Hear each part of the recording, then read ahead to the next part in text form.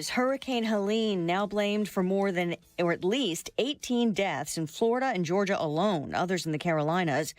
Georgia Governor Brian Kemp says there are reports of people still trapped. Our priority is getting to medical emergencies and facilities like hospitals, nursing homes, and others that need critical help and don't have power. Millions without power in multiple states. Helene weakened into a tropical storm over Georgia after hitting Florida's Big Bend as a Category 4 storm, that area's second hurricane in 13 months. Florida Governor Ron DeSantis calls it a gut punch. The initial reports we've been getting from those communities in the Big Bend was that the damage for Helene exceeded the damage of Idalia and Debbie combined. He'll get a first-hand look at damage in that area today. New York City Mayor Eric Adams just pleading not guilty to a 5-count federal corruption indictment. He denies taking bribes and illegal campaign donations from foreign nationals seeking influence in his administration.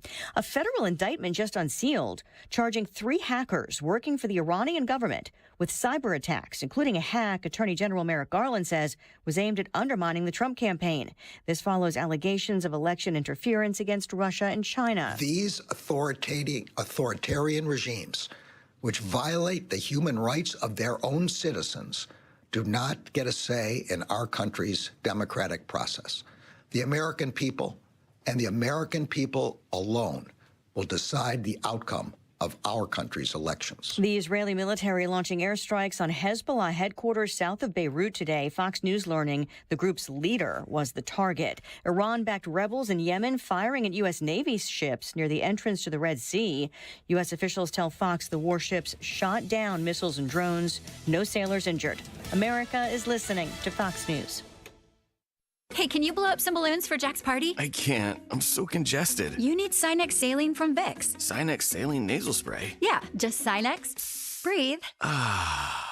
Sinex Saline instantly clears everyday congestion associated with colds and year-round allergies with a gentle, ultra-fine mist that's no mess and easy to control. Daddy, we need more balloons. On it. Enjoy life's important moments without congestion. Try Sinex Saline from Vicks. Just Sinex. Breathe. Use as directed. Sweet chocolate reward. Sweet chocolate reward. This is not just the sound of someone picking up a sweet treat at Walgreens. This is the sound of someone picking up a sweet treat right after receiving all their vaccines in one trip. This is the sound of treating yourself, because you protected yourself. Stop by or schedule both your flu and COVID-19 vaccines today and grab yourself a sweet treat while you're at it. Vaccine subject to availability. State, age, and health-related restrictions may apply. Air Comfort Service, heating, cooling, and insulation, weather. Let's keep us kind of unsettled as we go through our Friday afternoon with periods of rain, some heavy tropical downpours from time to time, windy with gusts to 30-plus miles per hour, 68 for the high. Tonight, rain in the evening, 67. Still a little unsettled on Saturday with a couple of tropical showers, 75. Sunday, partly sunny, couple of spotty afternoon showers, and 78. This is 97.1 FM Talk. Chief Meteorologist Dave Murray. Diabetes, high blood pressure, anxiety meds, everyone's on them. If you're a 50-year-old male, maybe a bit porky, and you may even have type 2 diabetes, $1 million of term insurance may only cost you about $200 a month. Call Term Provider. Speak with Big Lou at 800-700-6898. Big Lou will find a term life policy for you even if you have type 2 diabetes, are overweight, or have high blood pressure. Term Provider has helped thousands of people like you who think they can't afford term life insurance. To buy $1 million of affordable term life for you, all you need to do is call Big Lou at 800-700-6898. Lou will make sure the scales are tipped in your favor. Call 800-700-6898.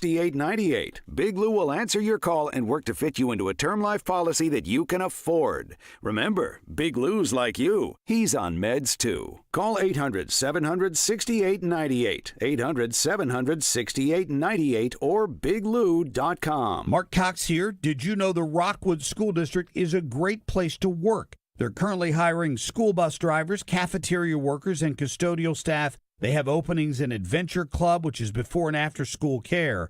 They offer competitive pay, flexible work hours, and a rewarding work environment. Discover the Rockwood Advantage and join an amazing team. Go to rsdmo.org/jobs. That's rsdmo.org/jobs. To have a roof over your head, a nice roof over your head, is very important. That's Rick talking about his experience with Rhino Shield ceramic coating. We got Rhino Shield 18 years ago, and they're very cooperative on getting us the right paint. They were in and out and done in no time. Once it was finished, looked great. We were very happy with it. The main reason Rick called Rhino Shield is because it's backed by a 25-year transferable warranty. We've watched a lot of people get their house painted 3 or 4 times, and we haven't had to do any of it. I don't know about you guys, but I don't want to have to paint it every 5-7 years. Take a tip from Rick and put down the paintbrush and call Rhino Shield for your free evaluation. 877-25-RHINO. 877-25-RHINO. Or visit 877-25rhino.com. We got Rhino Shield 18 years ago. Financially makes sense, especially if it's going to last like this did. It still looks great. Call now. 877-25-RHINO or 877-25rhino.com. No pain, don't Rhino. Go Rhino Shield. Never paint your house again. Rhino Shield. Are your wiper blades streaking, skipping, or squeaking? Purchase new wiper blades from O'Reilly Auto Parts and they'll install them for free. See better and drive safer with O'Reilly Auto Parts. Stop by today or learn more at O'ReillyAuto.com. That is exactly what I needed to hear. Thank God someone here knows what they're talking about. That's us. That's right. Gotta love this American ride. All right, you need to take the time and get the full picture.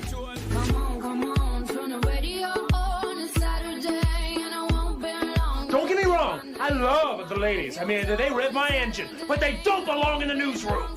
It is Anchor Man, not Anchor Lady. What do you want from me? I'm not America's sweetheart. Goodness sake, kid. Keep your voice down. Your father's listening to the radio. I'm not America's sweetheart. This is the Annie Fry Show. Happy Friday. Welcome to the Annie Fry Show. It's so happy I had to say it twice. Yell it so the people in the back can hear. But you didn't know that. I want to go straight to, I've had like multiple plans for the start of the show, and they keep changing because for Friday, there's quite a lot of news happening right now. And I'm going to brief you quickly on a Merrick Garland announcement or whatever that was made just a bit earlier. Did we pull a clip from that? We did. It is cut number 10. 10. Okay. Well, I'm gonna play this first, and then I'll get to the Fox News report that gives maybe a little more details on this. But this is from less than an hour ago. There are few actors in this world that pose as grave a threat to the national security of the United States as does Iran, a state sponsor of terrorism. Iran's malign activities are wide-ranging. The U.S. government is intensely tracking Iran's lethal plotting against current and former U.S. government officials, including former President Trump. We are working to investigate and disrupt Iran's funding and support of Hamas, Hezbollah, and other terrorist groups. And we are working relentlessly to uncover and counter Iran's efforts to stoke discord, to undermine confidence in our democratic institutions, and to influence our elections. Merrick Garland, the Attorney General, making that announcement in the 11 o'clock hour today. And we have, Biden Justice Department information here on an Iranian plot to try to hack and compromise Donald Trump's campaign. We also know that Iran has put out hits on Donald Trump's life. And yet again, we have another entity that is gunning literally for Donald Trump. There is something about this man that is so threatening to people, and I have yet to truly understand. I mean, other than the obvious America first mentality is really good for America first, what people don't understand is that America best is America first, because after America first, after we take care of getting our own house in order, we are then positioned in a much stronger capacity to talk about all of the other places that we can help. But the idea that America would actually prioritize itself over consistently pushing ourselves to the back row and trying to bend the knee to all of these other global entities, Donald Trump has to be a significant threat to anybody who is opposed to America first. which to me is an endorsement for him. But at the same time, I fear for Donald Trump. That man is obvious. He's had 2 attempts on his life. Everybody who seems to be opposed to Donald Trump supports things that I don't support. But I worry about the man. I was thinking about this very topic this morning. I had no idea we're going to talk about it at the top of the show here. I was pouring myself a glass of milk to take my couple of pills that I take in the morning, and I'm thinking every single time that guy goes to have a tea or eat a meal, eat whatever it is, he's got to be thinking about, did somebody put something in this? I mean, people are trying to assassinate him with guns. Seems like people would be trying to, take him out in any variety of means. These are it's so important to also add here. These are the 2 that slipped through the cracks, certainly in Butler, enough to where they almost killed him. Yeah. Like they really almost got away with it. And in the second one, they were very close to it. The Secret Service was able to corral that situation so that there weren't shots fired at Donald Trump. But these are the 2. We are not 2 for 2 in knowledge of the threats that are active against Donald Trump. Yeah. Or that are foiled in the process. Yeah, I almost think that he's got to have like a team of people thinking about the ways in which you could try to take a person out at this point. That's supposed to be the Secret Service.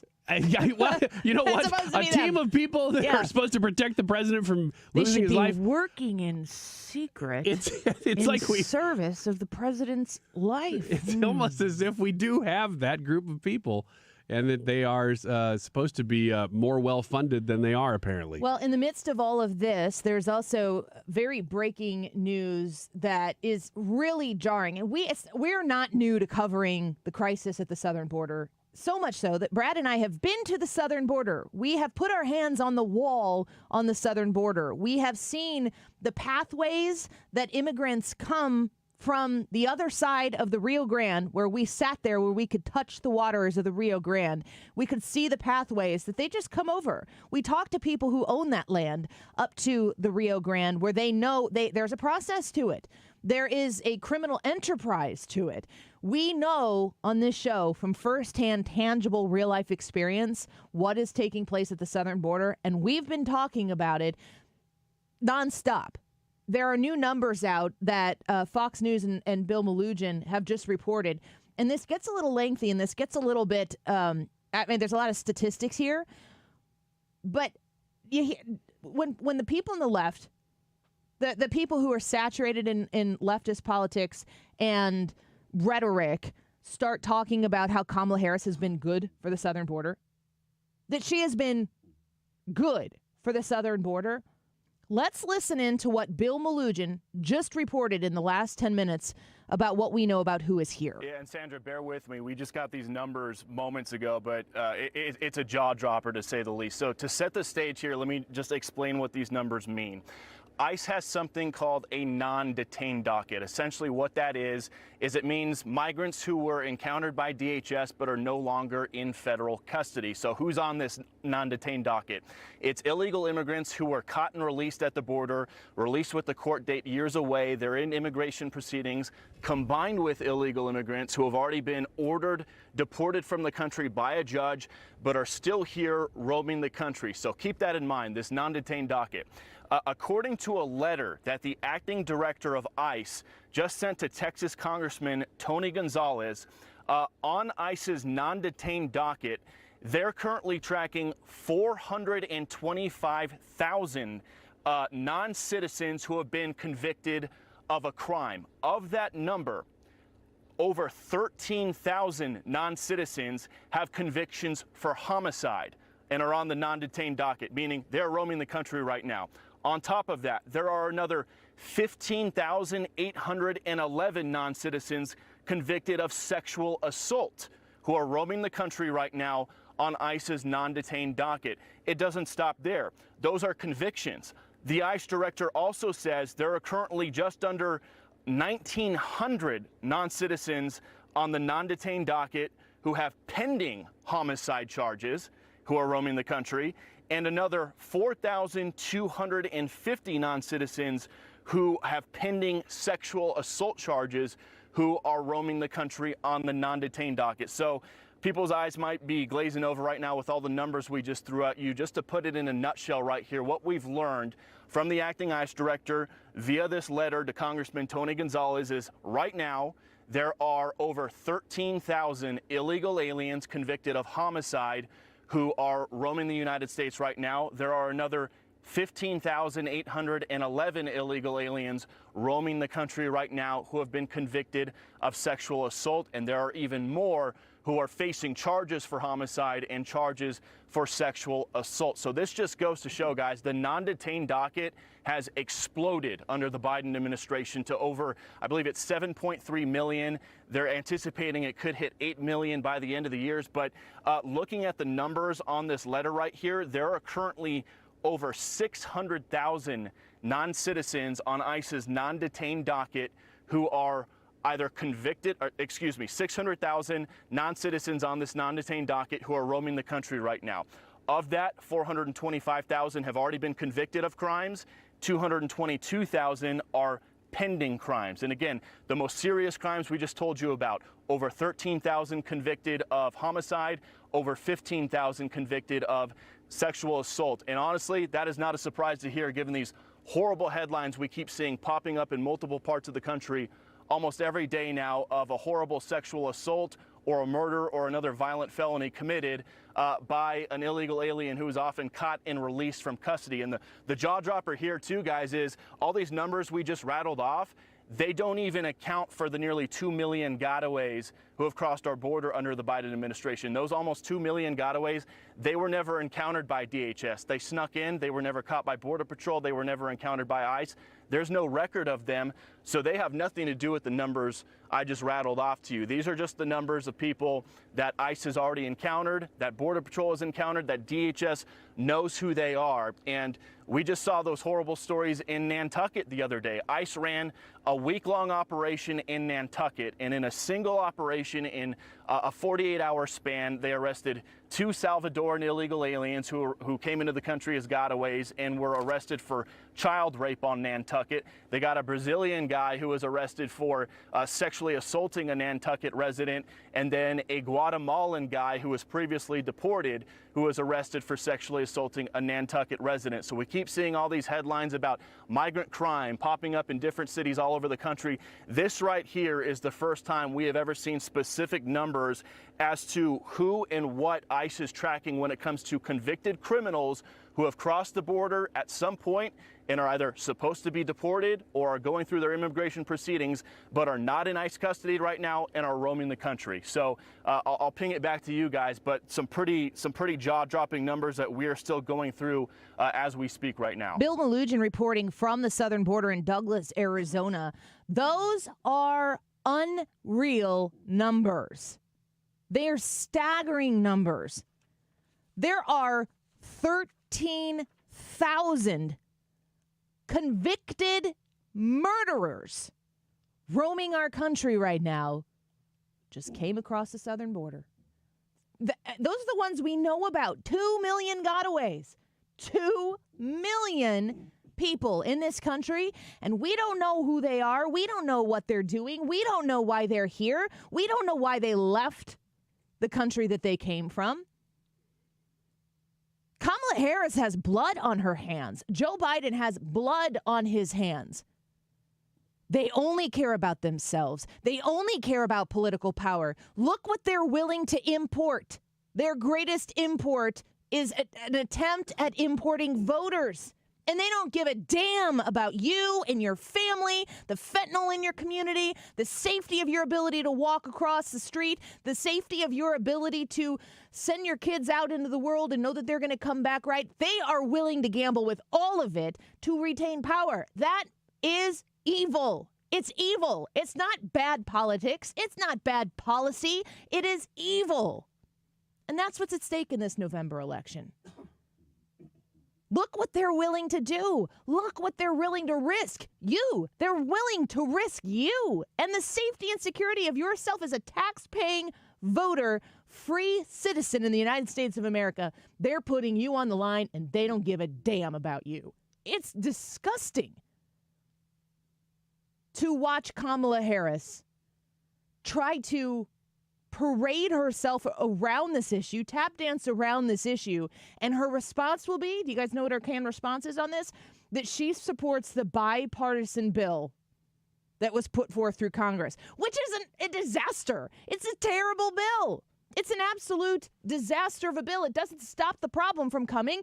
It creates a funnelized system where it can happen more smoothly. It takes more agents and pumps them into the system so they can push paper so more people can come here and be on the books so that they could report to court in 2 or 3 months instead of 2 or 3 years, which never ends up happening in either case. The problem that they see at the southern border is that the system isn't smooth enough in getting people in here. That's the problem Kamala Harris wants to solve, not people coming in here. There's a system to come in and become a legal immigrant in this country. That's the system you need to follow. If you want to refine that system, great. If you want to make it so more people can legally immigrate, fine. But what Kamala Harris and Joe Biden are doing in this administration, they're importing voters, and that's all there is to it. And they are willing to risk the safety and security of your children, your grandchildren in order to do it. And they're mortgaging the entire future of this country on it for the amount of money that is being sucked out of our system and plugged into people who are here without the ability to provide back what they're taking. I've been to the southern border. I've stood into Catholic Charities. I see how the system works. I know how they funnel these people in. They come in. They don't know where they're going. They have an address. Maybe they have an address. And then when that address is confirmed, they put them on a bus and they're gone. And they're told, come back to this court date and such time. And then they don't show up. 2 million gotaways. All those numbers you just heard don't account for 2 million people who are here. Let's talk more about it when we come back. Brad and Ryan, you guys can get in on this. We're going to take calls, I think, at 1:05 today. I had it at 12:25. We're going to push that back after Wiggins America. 1:05, we're going to take calls on our poll question. When should parents talk to their underage children about elections and candidates? Would love to know what you think about this. Should it be wait till high school, middle school is a good age, anytime or never? Give us some good parenting advice on the Annie Fry YouTube channel. Go vote in the live chat poll. Leave your comments and let us know what you think. Got several people commenting on this so far. Russell said, I vote at any time when they get interested or when they start asking questions. You agree with Russell? Let us know. We'll be right back. You're listening to The Annie Fry Show on St. Louis's home for conservative talk. Find the podcast, on-demand audio, and more at 971talk.com/Annie.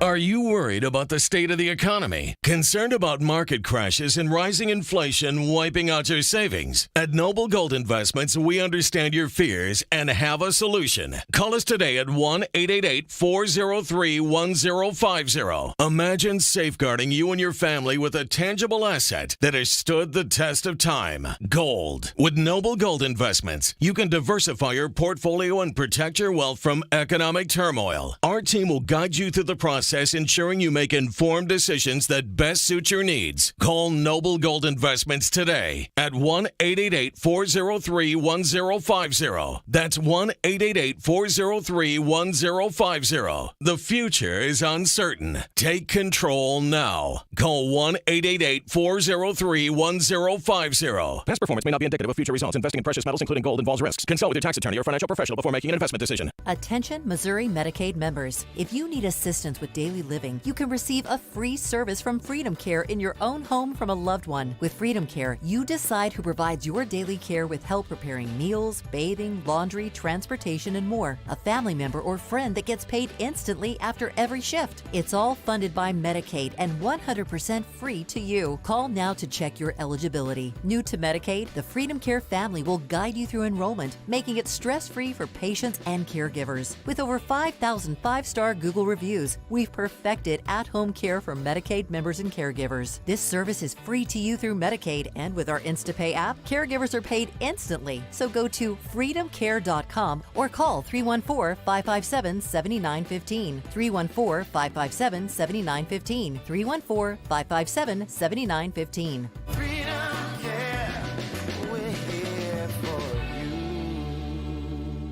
Life is challenging and ever-changing. Take control with passive income through real estate investing. Learn how. Learn now. Let Del Walmsley and Lifestyles Unlimited's investors and mentors show you. Meet Del's team live in St. Louis. 2 days only at the Hilton Frontenac, Saturday and Sunday, November 9th and 10th. Register now at DelHelpMeNow.com. That's DelHelpMeNow.com. Enter promo code 2024 for a special discount offer. DelHelpMeNow.com. Code 2024. The clock is ticking. Diamonds Direct's ultimate offer is almost over. Until September 30th, you can get 5 years of 0% financing on any purchase. It's the perfect chance for worry-free shopping with no interest and monthly payments customized for you. And now open Sunday, September 29th. Take advantage of this amazing opportunity. From luxury timepieces to engagement rings and more. Don't wait. Spread your payments over 5 years with zero interest on approved credit. Only until September 30th. For details and more, visit DiamondsDirect.com. You're listening to the Annie Fry Show live from the Air Comfort Service Heating, Cooling, and Insulation Studio. Fall weather is on its way. Time to schedule your heating system check to make sure you heat your home safely. Schedule your heating system check today at aircomfortservice.com. Freedom of thought, freedom of speech. It's defended here on your home for conservative talk and conservative values. 97.1 FM Talk.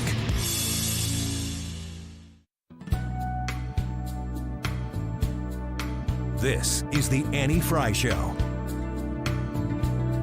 Follow Annie on Twitter at Annie Fry Show.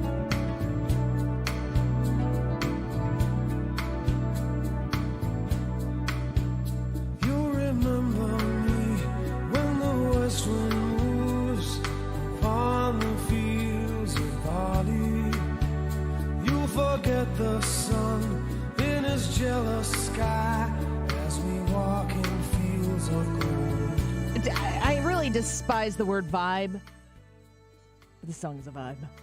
Oh, yeah, it's good. Can't you close your eyes and go elsewhere? I'm definitely not looking out at downtown St. Louis listening to this Well, song. I was just going to say, listen to the song, scooch, grab your coffee that's steamy, move over to the window, look out at the falling rain. Man, I'm there. I'm not even sad about anything, but I could be. I could be with the right mood, the right vibe. You said Sting's in town this weekend? Sting's in town tonight with Billy Joel. Not tonight. Breaking news. They have rescheduled that for Sunday. I actually just got a message That is breaking. From Carl. As of this morning, it was still on. Due to inclement weather conditions. Busch? Yes. Tonight's Billy Joel and Sting concert at Busch Stadium has been rescheduled to this Sunday, September 29th. For the safety of fans, artists, crew, and staff is paramount. Previously, and the field. And the field, yeah. Previously purchased tickets for tonight's show will be valid for Sunday's concert. And apologize. Sting and Billy Joel, it's a pretty big show. Yeah, that's a pretty big show. It's huge.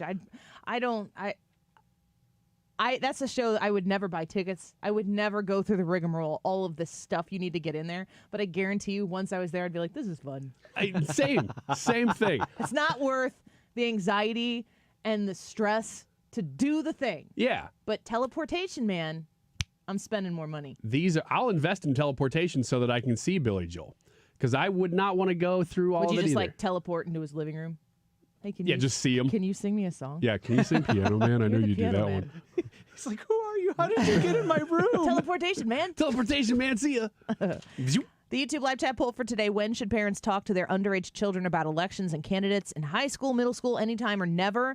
I read Russell's comment before the break, and then Brad commented on YouTube and said, before Annie gave Russell's comment, that was exactly my mindset. I voted anytime because they will ask when they get interested. At 1:05, we're going to take calls on this, so you're going to want to stick around, and if you want to get your thoughts in on that issue, we'd love to have your phone calls at 1:05. I pushed them back a little bit because we covered the Iran. There are 3 people who the Justice Department, Merrick Garland, have charged, 3 Iranians for tampering, election interference, and whatever. And then we also went to Bill Malugин's numbers on the southern border. 13,000 murderers, convicted murderers in our country just roaming around. Where are they? They're here. And they gave a whole bunch of other statistics about what kind of people have come across our southern border. And that doesn't account for any of the 2 million known gotaways. And then you add into, after known gotaways, The unknown gotaways, which is I don't know how many that is. Yeah, that's just the numbers we know. Yes. Those are known gotaways. As you said, it's hard to know a gotaway. Those are the ones we know about. The other ones, probably more than the known ones, we don't know about. Mike. What was the name of that list? Brad, I'll call you by your I was going to say, I'm name. going to start calling Brad Mike. She's calling him Mike now. Yeah. What was the name of that list that he said these were on? The non-detained something list? And you're talking about 13,000 convicted murderers on a list. And what that means that people know who they are. And they looked at this and said, they're fine. We don't need to detain these people. I am beside myself. Like, you would think maybe, just maybe, the administration would look at these people, look at their criminal history and say, nah, you're going back. But nah, just funnel them through. And that's what this bipartisan border bill wants to do, is provide more people to funnel these people through. So these numbers would go up under that bill. Up until now, I have thought that it was just a Democrat talking point, like let's issue the memo so that people who are not really that informed think that they have a good talking point in House Bill 2, that they can say, well, Trump torpedoed what would have fixed the border. It's Trump's fault. But I just saw a Democrat thought leader who writes a lot of blog stuff yesterday on Twitter, who I actually respect, disagree with him on almost everything. Who? But it's Michael Ian Black. He's a comedian. But he writes a lot of think pieces. And he even referenced, well, Trump killed House Bill 2. And I'm like, okay, I'm done. Like that is so non-serious, that issue, not just for the reasons that it's only politically useful. It's only politically useful. It's not just the reasons you outlined, and Brad, you just outlined, completely true. The other things that they don't ever mention about this is that James Lankford from Oklahoma is one of the co-sponsors of the bill. They brought this to, now that's House bill, I'm talking about Senate here, but go ahead. Right, the House Bill 2 was a good bill. The Senate killed that. And that's my point, is that Lankford was one of the ones trying to get this across the finish line, and he's hardly a MAGA guy. He's kind of one that MAGA complains about a little bit. He couldn't get it across the finish line because the Democrats changed it too much. So it's so disingenuous to say that this is a bill that it was originally done in good faith. Democrats changed it to where Republicans who wanted to even co-sponsor the bill wouldn't vote for it by the end. That aside, if you want to just mention something that your friend who brings up that Trump killed the House bill, next time that happens, ask the question or bring up the fact that Arizona and Texas, two states, border states, who are having terrible, terrible problems with illegal immigration for years after Joe Biden took office, tried to take it into their own hands. What did Joe Biden and Kamala Harris do? They sued them. Harris Biden sued Texas and Arizona to get them to stop enforcing their own border. Who do you think is going to be better on this border? That's a fact that nobody brings up anymore. That was just last year, I believe, in 2023 they were doing that. And then they turn around and go, we want to be the adults on the border. Give me a freaking break. Just about power. Just about power. Yeah, go ahead. In this moment, you know exactly what they're doing. Like, if you are an honest, thinking person, regardless of party, you know that what they've done for 3 years, they're going to say, oh, that's unpopular. We're not going to do it for this 1 year. And then they're going to go right back to it after they get elected. I got way more worked up in the first segment than I wanted to. It's Friday. Well, and I got worked up. And I apologize. What's the most worked up you get? When do you get stark raging mad? When the government starts to steal from me directly. Well, that's all. When? When through things like you live in Illinois, bro. Oh, hey, that's how the kids would say it. I know. I lied. You live in Illinois, bro. There are a couple issues that in the last couple of years that I've gotten past like radio mad and just gone furious mad. Like post FCC mad. One of them was credit score communism when they implemented that, which is still in effect, by the way. If your credit score is too good, then you qualify for better rates that people who have bad credit scores can. So they actually tack on, is it a 0.25%? I don't know. It depends. I don't know the number. And Stewie will tell you all about this from Stewart's American Mortgage. But if you have a really good credit score and you can access the best rates that are out there, they will tack on the fee to your mortgage that will help subsidize those people who can't get mortgages to get housing. You're still paying for that now. It's just baked in now. Nobody thinks, nobody talks about it, but it's still there. So your rates, if you have good credit, would actually go down under Donald Trump immediately because they would just rescind that. The other one is when they originally announced student loan forgiveness. I got so mad. We opened the phones for that, Oh and my people gosh. had a day. We had just paid off, because this was a couple years ago when they first announced it. We had just paid off our student loans. I'd be so pissed off. Hey, how about if we so reward you, everybody else except you who have been very diligent about sacrificing to pay off your debt? The priorities of this administration are so backwards, but we remember it for about 2 weeks, and then it's the next thing, and it's the next thing. But this kind of stuff, it just keeps piling up, and it's not just like, how does it affect you personally? It's the injustice of these things. In the name of social justice, it is injustice that they're bringing about on everybody. All these programs are predicated on the idea that anybody that is doing poorly is doing so unjustly. And that's not the case. Some people just make bad decisions. And it's not my responsibility or your responsibility to bail people out of making bad decisions. Why on earth should I have to pay an extra 0.25% on my interest? You're like, it's just a 0.25%. But it's my money. Why should I have to pay an extra 0.25% to make up for somebody who decided that they weren't going to be responsible with their money and then therefore they need help? That's baloney. It's all baloney sausage. One more thing. That one in particular is not just the government stepping in to help the people at the bottom.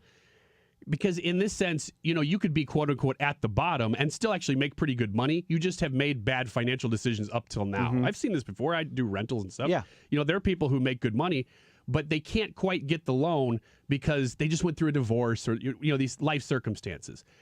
That's fine. Most of the time, the government, I don't support the government doing this, but most of the time what they do is, we want to give those people a leg up. In that situation, they're actually saying, not only do we want to give you a leg up, we're going to give you a leg up at the expense of the people who made the good decisions. Mm-hmm. That's communism. That's actual communism. And you're in the middle of something. I'm going to let you, because something's going to happen here. What do you mean? Go on. Are you done? No, I'm not. Well, then keep going. I didn't interrupt you. I know, didn't but pause I'm you. looking at your face like you're doing something. You're typing online, and actually that's what I wanted to mention, is that in the midst of, we were playing that report from, who was that, Bill Mnuchin? Mnuchin. Steve Mnuchin. Steve Mnuchin. That's a different problem. And his brother Bill. That's a totally Mnuchin. different problem. We're playing that report. Are you okay? No, I'm not. I'm getting really You got all worked up now. That's good. We're playing that report, and he's talking about 425,000 convicted criminals in the country. That these are the gotaways. 13,000 homicidal people roaming the country that they don't even know where they are. We only know that they've murdered. Another 13.5 thousand sexual predators roaming the country. We don't really know where they are, what they're doing. We have enough of our own. Yeah, right. Not being importing them. They're running Hollywood. It's great. And the music industry, apparently, and all are having parties. Sexual predators roam in the country. We don't know where they are, what they're doing. We just know that they've committed sexual assault.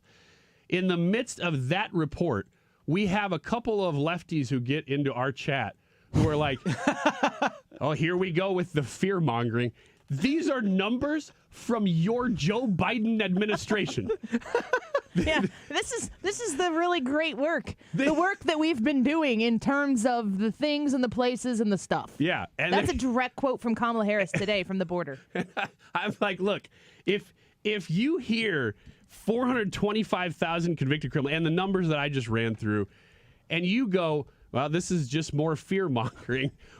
Listen, at what point does it cross the line for you? Well, if the thing that what they haven't really grasped and understood quite yet is that the fear in the fear mongering is something that you should probably legitimately be afraid of. There is fear involved. The idea that we should not talk about this would be a danger to the American people that are here that need to know what's going on, but their leaders are enacting. I just want to play. This is what I came across, and I want to play this clip before we go to a break because we got the be or not the be coming up next. Donald Trump doing Donald Trump things. You know Donald Trump is with Zelensky today, right?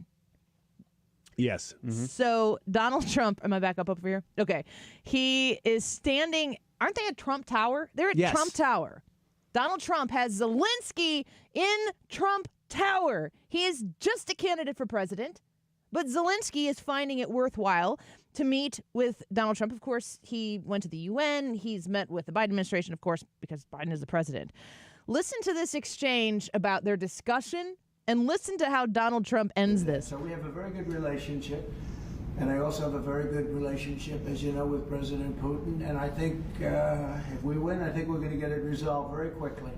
I really think we're going to get it resolved. I hope we have more good relations. We're going to have, I see. Yeah, but it takes two to tango. He says to Zelensky, Donald Trump is standing next to Zelensky in Trump Tower, and he's like, we had a great conversation. When we get in, we're going to end this really fast, which you would think is what Zelensky wants for his country, is the war to end. Isn't that what Zelensky wants for the country? I hope I haven't misunderstood what Zelensky wants from the United States of America, that the help to the end of the war would be the beneficial thing and not the end of the, whatever else is coming from the United States to Ukraine. But he says, I got a great relationship with Putin. I have a great relationship with Zelensky. And Zelensky goes, I hope that we have better relations. And then Trump goes, ha ha, and he tilts his head to the side, raises his eyebrows and said, well, it takes two to tango. That's it. That's all you need to know. Kamala Harris would be stumbling over trying to get the word holistically in there somehow or another. And meanwhile, she'd be like, how much more do you need, sir? Vote for Donald Trump. I'm quitting. I'm done. Let's go to break and do be or not the be. Be or not the be next. Yeah. We'll see if any of these are headlines that are real or not. Some of them may be included. We'll see. We'll be right back. Don't go away.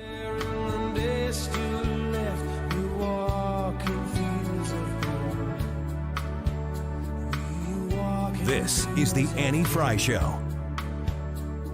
Interact with Annie on Facebook. The Annie Fry Show.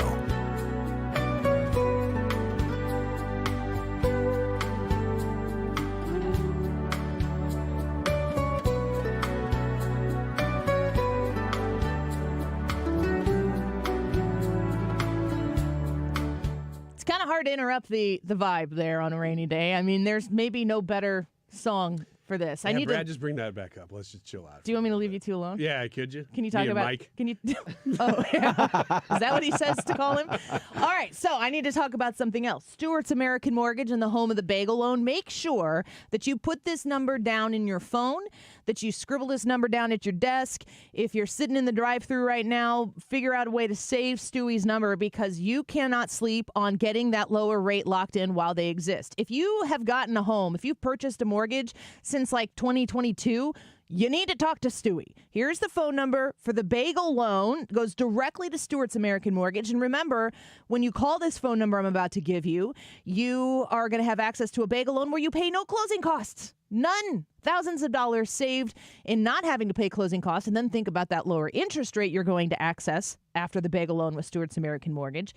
You need to reach out to Stewie today and get that conversation started. 314-324-4440. That's 314-324-4440. When you call Stewie at 314-324-4440 or you text him at 314-324-4440, you are getting a direct line to Stewie. Google the bagel loan for more information. NMLS number 226715. Are you a business owner looking to grow and succeed? The St. Charles Regional Chamber is here to help. I'm Scott Tate, President and CEO. As the region's largest chamber with nearly 1,200 members, we offer networking, marketing resources, educational programs, and more to support your business. Whether you're a seasoned entrepreneur or starting out, we have the right membership option for you. Explore our investor levels for exclusive benefits or try our free basic membership. For more information, visit stcharlesregionalchamber.com. Getting quality employees to fill positions in your company is essential. But finding those people can be a major hassle, unless you use ZipRecruiter. ZipRecruiter makes finding quality people a breeze. And right now you can try it for free at ZipRecruiter.com/free. With ZipRecruiter, one click sends your job to hundreds of top job sites. But more than that, ZipRecruiter's advanced technology identifies the candidates with the skills you need, sends you a list of great matches to review, then actively invites them to apply for your job. And the results speak for themselves. 4 out of 5 employers who post on ZipRecruiter get a quality candidate within the first day. That's right, the first day. Now you can focus on your business and let ZipRecruiter do the work finding the best people for you. See for yourself. Experience the ease, efficiency, and power of ZipRecruiter for free. Just go to ZipRecruiter.com/free. That's ZipRecruiter.com/free. ZipRecruiter.com/free. Hey, it's Mark Reardon. If you're nearing retirement or already retired, call my friends Thomas Helbig and Bob Kershaw with the Retirement Advisory Group. They'll show you how linking to the market is much safer than owning the market for your retirement savings. They're the official financial advisors of my show. Go to retirementkey.com. I want you to get ready for a couple of things. One is the be or not to be. That is next. But the 1 o'clock hour, we're going to talk about and open the phone lines for the YouTube live chat poll question. When should parents talk to their underage children about elections and candidates? High school, middle school, anytime or never. So stay tuned at 1:05 when the segment starts. We're going to be taking phone calls about that topic. You can also vote in the poll. Then ask me anything. So you can put that in the chat right now. Any question that you want us to answer, let us know. That's all there in the chat. 1246. This time check is sponsored by Jerry Kelly Heating and Air Conditioning. It's time for a $98 furnace tune-up. We know you've got an interesting take on things. You can tell us by clicking the microphone button next to Listen Live when you're on the Odyssey app. Record a short message for us to hear when you tune into 97.1 on the Odyssey app.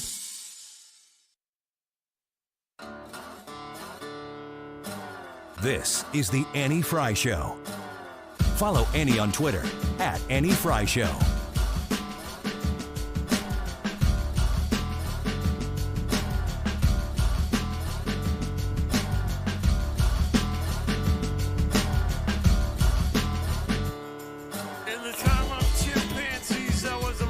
Wiggins! Oh!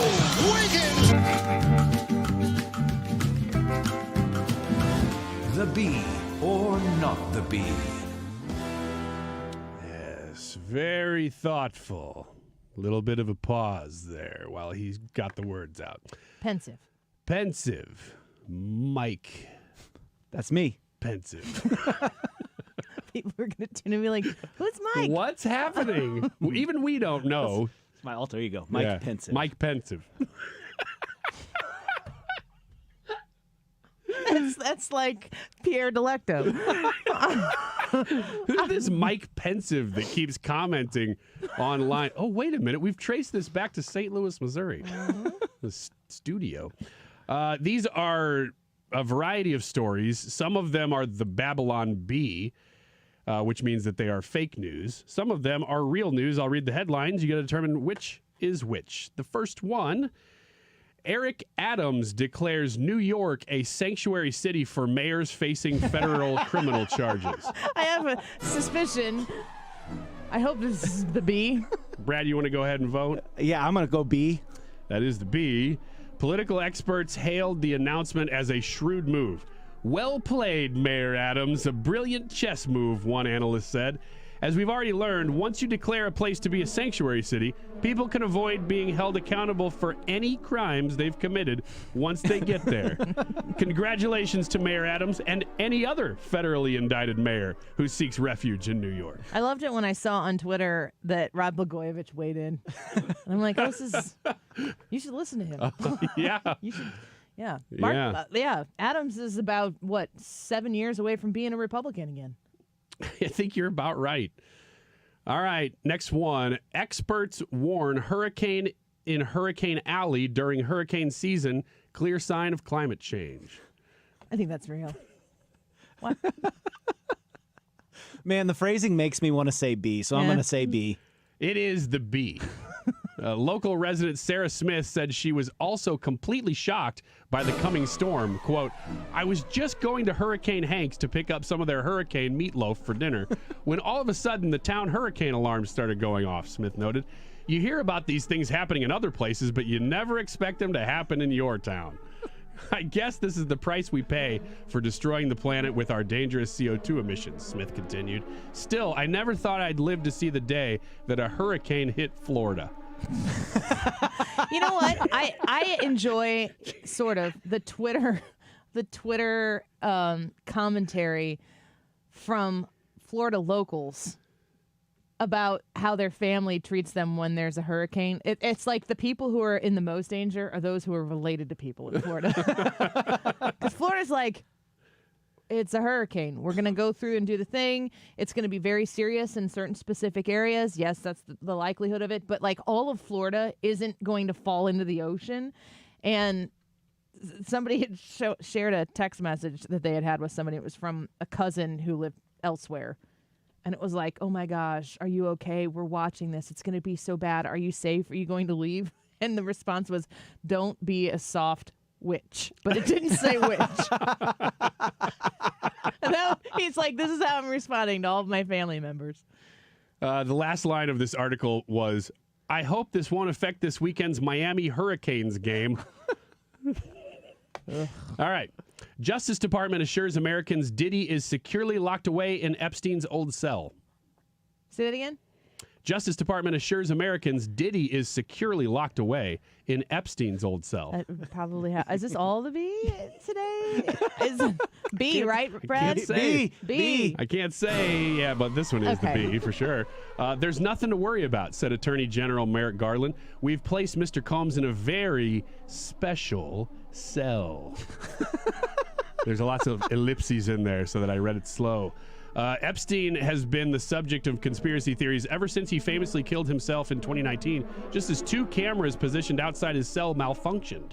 Prison officials stated confidently that they've learned from their mistakes. Quote, we removed the cameras, Warden Jesse Jeeves explained, and we got rid of the prison guards too. When asked to clarify what updated CCTV cameras they may have replaced with the existing system, the warden simply says, yes. All right. Another one. Haitian politician demanding reparations and respect at the UN gulps water directly out of pitcher, spills it on himself. This is real. It's real. This is real. Speaking at the UN was... I have secondhand embarrassment. I can't. I saw this video and I was like, no! Yes. Don't do that! Put it down! It was like, it was a big pitcher. It was a big, like Pizza Hut pitcher. Yeah. It wasn't like a slow Marco Rubio grab and sip. He went head first. He's like, oh man, I need a drink. Doesn't pour it, went right after it, spilled it on himself. Speaking at the UN was Edgar LeBlanc Fils, a former Haitian senator who was appointed to lead the Presidential Transition Council in the midst of Haiti's ongoing chaos after the former Haitian president was assassinated in July 2021. You won't be surprised that 4 of the people charged with the assassination, 3 Haitians and a Colombian, were arrested in the United States after illegal crossing our non-existing border. In the midst of all this, Edgar got up in front of the United Nations to demand respect because of Springfield, Ohio. Next one. And it's not like he drank the contents of it. He just needed a sip. Yeah. Even if he hadn't drank out of the pitcher, all of the rest of that story is still true. You look at it, and now somebody has to go up and swap that pitcher out because you can't leave that up there. Can't leave that up there now. New poll shows Kamala with huge lead among deranged assassin demographic. This is a tough one. This is a tough one, isn't it? B. Okay, yeah, you got it. Thank you for thinking. Yeah. The results of the poll conducted by private analytics firm, a private analytics firm, indicated a distinct shift of psychotic would-be murderers toward the Harris-Walz campaign in recent weeks, with an overwhelming majority of crazy assassins having a favorable view of the vice president. All right. Hearing female voices makes men take more risks. Oh, fact. Yeah, I'm going to say this is real. Yeah, this is real. Look at you two. It's a study. I don't even need to read it, do I? Yeah. The first study found that high-pitched voices, female voices, made men more likely to engage No, so maybe not in you. risky behaviors, especially when they believed that these daring actions could enhance their attractiveness to women. You guys are so easy. Dudes are so simple. Here's what's really funny about the study. Yeah, tell more. Conversely, when men thought women preferred the men who were more cautious, their risk-taking tendencies decreased in the study. How do you argue against science? Exactly. I mean, how do you argue against science? Biology, the urge to procreate. It's just, you can't argue with it. You can try. Basically, anything a female voice did, Yeah. the men just did that. Yeah. Is what the study concluded. Yeah. And the women who learn to harness the power. Oh, man, yeah. The women have the power for sure. Last one, in light of that. Woman who wants to take your money endorsed by people who take your money. The B, I think. What do you think? This let's go with B. Is, in fact, the B. Kamala gets it, said union leader John Marks of the Internal Revenue Service. She wants your money, and we want to take your money. It's a match made in heaven. Yeah. According to sources, the Union of IRS Agents did consider both candidates, but decided against former President Trump because he let people keep their own money. See, quote, people have money, but we take it away. If they say no, we shoot them. Explained Marks, the head of the IRS. If people keep their own money, the system falls apart. Trump doesn't seem to understand what this is all about. And that concludes the B or not the B. Oh, man. This week. Good one. I appreciate it. Well, we've got about 90 seconds left here. Tonight is Night of Rock Stars, which is, we had Tammy Owens of Three Max Alliance, and I think it was last week? Yes, last Friday. To talk about Night of Rock Stars. I'm the MC for this. I am so excited for this event tonight. And I have a 3:30 appointment to get my makeup done at my house, but I need to be at the venue at 5:30. So I have to do my hair in the 2 o'clock hour. Okay. Well, you're a female voice, so we'll just say yes. Sounds great. Sounds good. I'm going to put my hair up in curlers. You guys? Oh, yeah? This is going to be awesome. Are you going to do it in a muumuu? I'm going to do it wearing the sweatshirt. Oh, okay. It's kind of weird that you would ask me to change my clothes. To a muumuu, though, for the record. I'm just putting this out there. There is a whole YouTube short TikTok thing out there about how men dig the muumuu. Oh, really? Like, it's the thing that women put on that causes the men in their lives to be most sexually attracted to them. That's not true. I don't believe it. This is just sort of a dumb internet As long as thing. they say it in a high-pitched voice. It's just funny to me that the first thing that you thought of was a muumuu. Curlers in the 2 o'clock hour, your phone calls on the YouTube poll. When should parents talk to their underage children about the elections and candidates? We'll be right back.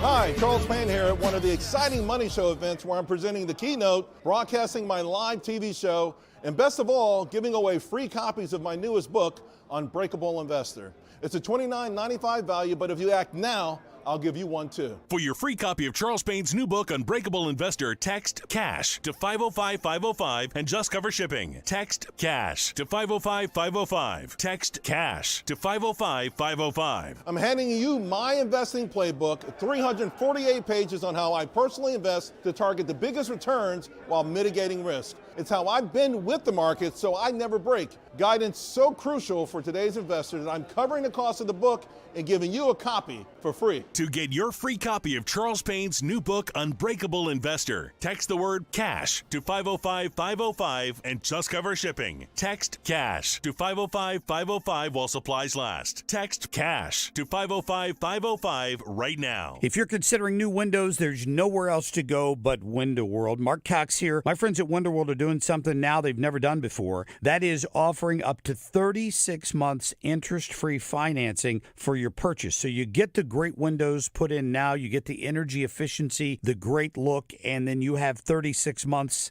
to pay for it. How about that? Window World has been around for a long time, and their reputation speaks for itself. They are highly rated in the Better Business Bureau and all of the rating agencies. They're big supporters of our St. Louis Blues, and here's the thing. If you mention you heard this on the Mark Cox Morning Show in 97.1, you're going to be entered in a drawing for 4 Blues tickets during the upcoming season, and that's great. They're going to pick a winner every month, and good luck to you. If you need new windows, I'm telling you, Window World is the way to go. 314-993-1800. That's 993-1800 or windowworldstlouis.com. KFTK FM Florissant. From the Under Law Injury Lawyers, GetJim.com studio. That's GetJim.com. 97.1 FM Talk. Always live on the free Odyssey app. An election year message from federal prosecutors. Lisa Brady, Fox News. The Justice Department will not tolerate attempts by Iran or by any foreign power to interfere in our elections and undermine our democracy. Attorney General Merrick Garland announcing an unsealed indictment accusing 3 Iranian hackers working for Iran's government of stealing data from the Trump campaign and trying to leak it. The former president is set to speak soon in Michigan, while Vice President Harris makes a border visit today in Arizona.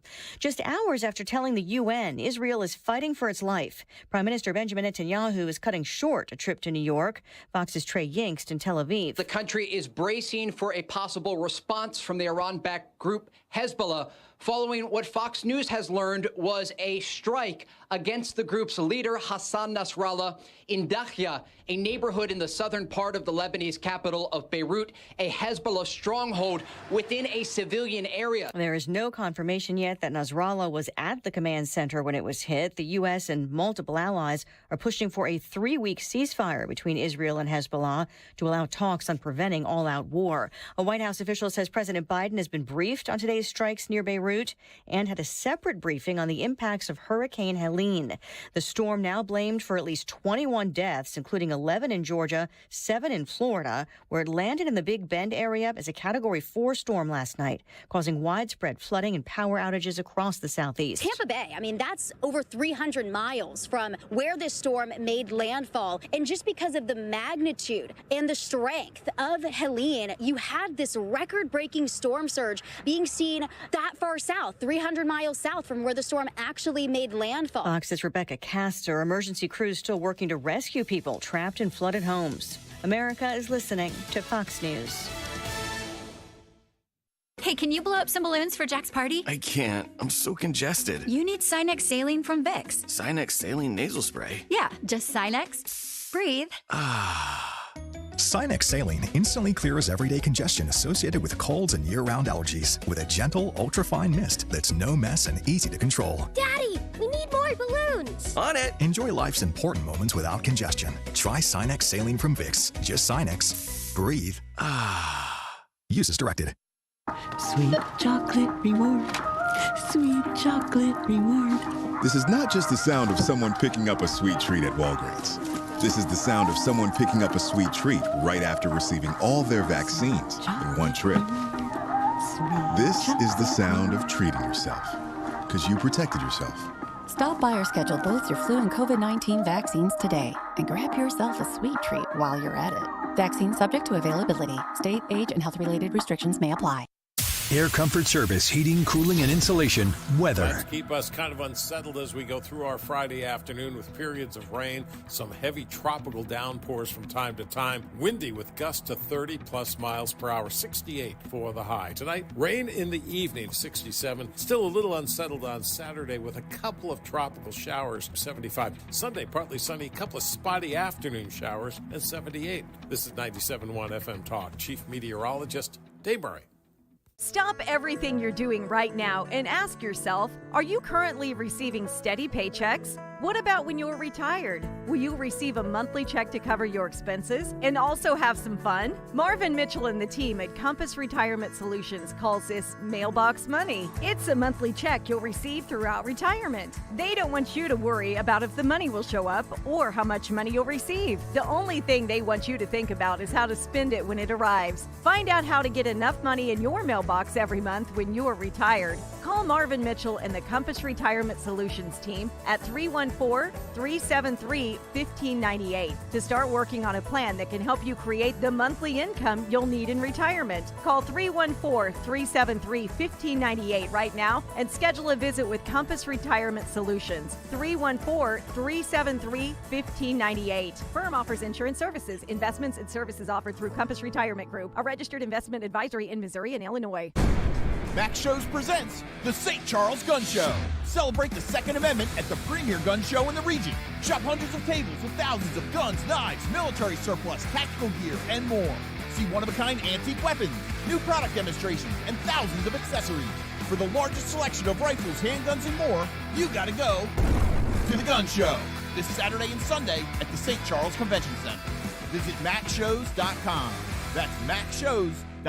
Do you have 3 ex-wives and your current trophy wife wants a life insurance policy 3 times the size of the policies you had to purchase for your previous mistakes? If so, you need to call Big Lou at Term Provider, 800-700-6898. Big Lou is intimately familiar with your problems, and if you're 50 or 60 years old and in reasonably good health, a $1 million policy should only cost about $100 to $200 per month. Big Lou may have a solution for your previous policies as well. You may even save enough money to lighten the load on your new $1 million policy. Remember, call Big Lou. He's like you, except he's only on number 2. Call Term Provider at 800-700-6898. That's 800-700-6898. For $1 million in term life insurance that you can live with. Call Big Lou at 800-700-6898. 800-700-6898. Celebrate the month of September with Zero Res. Buy 2 rooms clean, get 2 rooms free.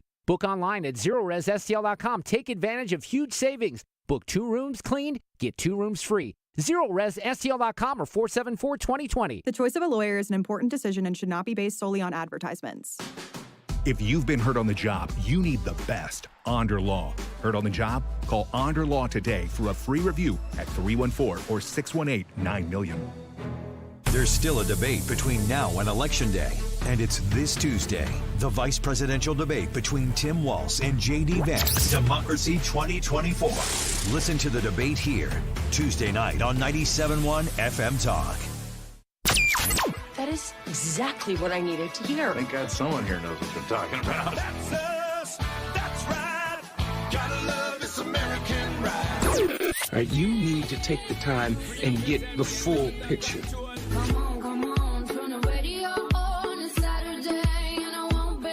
Don't get me wrong, I love the ladies. I mean, they rev my engine, but they don't belong in the newsroom. It is Anchor Man, not Anchor Lady. What do you want from me? I'm not America's sweetheart. Goodness sake, kid. Keep your voice down. Your father's listening to the radio. I'm not America's sweetheart. This is the Annie Fry Show.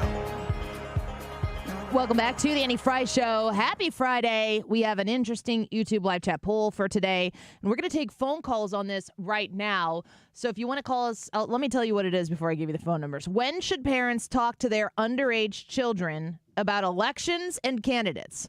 In high school, middle school, anytime, or never? So the first question I wrote was, when should parents talk to their kids about it? And then I'm like, people are going to be like, well, my kids are 30 and we talk about, and that's not what I'm talking about. If you've got children and they're in high school, they're underage, when should that conversation happen? Is it ever appropriate? When does it become appropriate? Is it important to talk about elections and specifically the candidates? How do you discuss Donald Trump? How do you discuss Kamala Harris? Do you do any of it? 314-241-9797. 314-241-9797. Ryan, what's your thought on this particular question? You got 3 kids that are grade school age. What do you think? I'm an anytime on this because I remember talking to my kids, my 2-year-olds that in the 2016 election, my twins were 2. And I remember talking to them about it, not because I would bring it up, but because we'd be listening to the radio and they'd say something, and you go, oh, yeah, okay. And you just kind of address where they're at that moment, which at 2 years old is very shallow. They're not going to get a whole lot. So you just kind of explain a little bit, but really it comes up in values conversations. You don't really, we don't at least lead with political discussions. You don't go into your living room and go, Donald Trump, am I right? I just wear a MAGA hat around and I just keep pointing at it and I wait for him to ask. We talk just about whatever. And since politics is part of values at this point especially, it comes up. It's not always the lead, but it happens. And now that they're 10 years old and 7 years old, I mean, shoot, they have questions all the time about stuff going on in the world, and we're not going to back off of those things. I just don't want them to walk away from a conversation thinking, I'm a Republican. I want them to think about why they believe what they believe instead of thinking, first, I'm a part of a group. I want them to critically analyze these things, and at every age, that looks different. So that's what we do. What do you think, Brad? I am actually going to back Ryan up on this one. I would vote anytime, and like Ryan had said, I think the most important thing is that you speak to the children at the level that they're at. You don't have to get deep in the weeds with, like Ryan said, a 2-year-old, but as they mature, you start explaining stuff, and you're like, this is why I believe what I believe, but you know, here are the facts, and you tell me what you think, and then we'll have this discussion. I think as your kids get into high school, you can start having some really good, solid, interesting conversations with them, and they're in that stage in their life where they start thinking critically and more abstractly and less concrete. Is there a time where it's too soon? Is there, like, do you guys feel like it can be said that it's too soon at this particular age? Yes, I do, depending on the issue, because there are issues that are very adult issues. Well, we're not talking about issues. I'm not asking, like, when's the time to talk to your kids about abortion? You can talk to your kids about elections and candidates without having to talk about specific issues. The fact that the election is going on, kids are going to notice. And so I guess in light of the wording of that question, I don't think there is a time that's too early. However, you can do it poorly. No doubt about that. Yeah. I mean, at any age, and I see grown people doing it poorly to each other as grown people all of the time. So, I mean, I'm not suggesting this based on the right way to do it. I'm suggesting that maybe some might say, for a 6-year-old, there is no right way to do it. Yeah. That you should not talk about it at all until maybe they are a voting age, or maybe once they're in high school. I'm curious if people think that there is a time where it is inappropriate to have that conversation. And so you're saying... I'm saying no. I'm saying anytime. Anytime? Mm-hmm. And yeah, that's where I'm at, too. Like you were saying, like for a 6-year-old, your conversation is going to look more like this is an election. This person's a Democrat. This person's a Republican. They run against one another to see who's going to be president, kind of explaining the nuts and bolts. I don't think that you can get too much into the theory and side of it. But, yeah, I think you can talk to your kids as young as 2 about, like, yeah, elections are how we decide who leads the country. Inflation. Yeah. So I want to play this clip for you before we get to our phone calls. We got 3 people on hold. We got 3 lines open. If you want to join us to weigh in as to when you feel it is appropriate, if ever, to talk to your children, your underage children, about politics, the election specifically. I'm asking about the election and the candidates. 314-241-9797. 314-241-9797. Give us a call, and we'll discuss that here in just a minute. I want to play this. This is a CNN clip, and when I saw this online, I thought to myself, what is CNN doing? But maybe you guys have a different perspective on it. This is a CNN anchor, or a reporter, sitting down with children, and the package is under the category of kids on politics. The study found that Republican-leaning kids were more open to visiting a Democrat-supporting household. The Democrat-leaning kids were about 5 times more likely to say they would not want to go to a pro-Trump house. Would they be okay with you going over to somebody's house who was really supportive of President Trump? No. No? And why not? Because they know that he's not like black people, so they will not be happy to see me. Would your family let you go over to somebody's house who's really supportive of Donald Trump? No. No, they wouldn't? No. And why not? Because, like, my mom and dad don't like Donald Trump at all. Not a single bit. Would you be okay going over to somebody's house whose family really likes Kamala Harris? I think it'd be fine. It's just about the personality of the people. Isn't that amazing to listen to those kids? Wow. And then one child, which is his radio, you can't see it, he's a young black boy. He said that his parents would not want him to go over to somebody's house if they supported Trump because he knows that Trump doesn't like people like him, doesn't like black people. That's heartbreaking. That's absolutely devastating to hear and see. And you know that these types of conversations are being subsidized by a media that wants people to feel this divided. Let's get to the phones right now. 314-241-9797. 314-241-9797 if you want to weigh in on when it's appropriate to talk to kids about politics. Let's start with Frank. Thank you for calling the Annie Fry Show. What do you think? When is it appropriate, if ever, to talk to your kids about elections and candidates? Hi, thanks for taking my call. You're welcome. Well, I've got a 6-year-old and an 8-year-old, and what I do is when I'm watching the news, they'll sit down with me, and I'll explain to them, hey, once upon a time there was the world's greatest charlatan, and he would pretend to go to church, and he would pretend to care about people, but all he did was grift off of everyone, and it's amazing that almost half the country is stupid enough to believe this fat orange turd. And he was really the greatest charlatan ever to live. And all the fools that follow him call themselves MAGA. So now my kids are fully aware that, roughly a little less than half the country is dumb enough to follow this complete fake billionaire who's selling tchotchkes like he's on Home Shopping Network. Frank, but he's the best. He really is a billionaire that loves the country, right? Frank, you big Kamala Harris guy? No, but I would vote for a bag of dirt before I vote for Trump. I'm a lifelong Republican. I totally believe that. Why? Why is it if you're not a member of the cult, you're therefore a libtard? Did I say that? Well, you said you don't believe I'm a Republican. I didn't, in fact, say that. I said I totally believe that.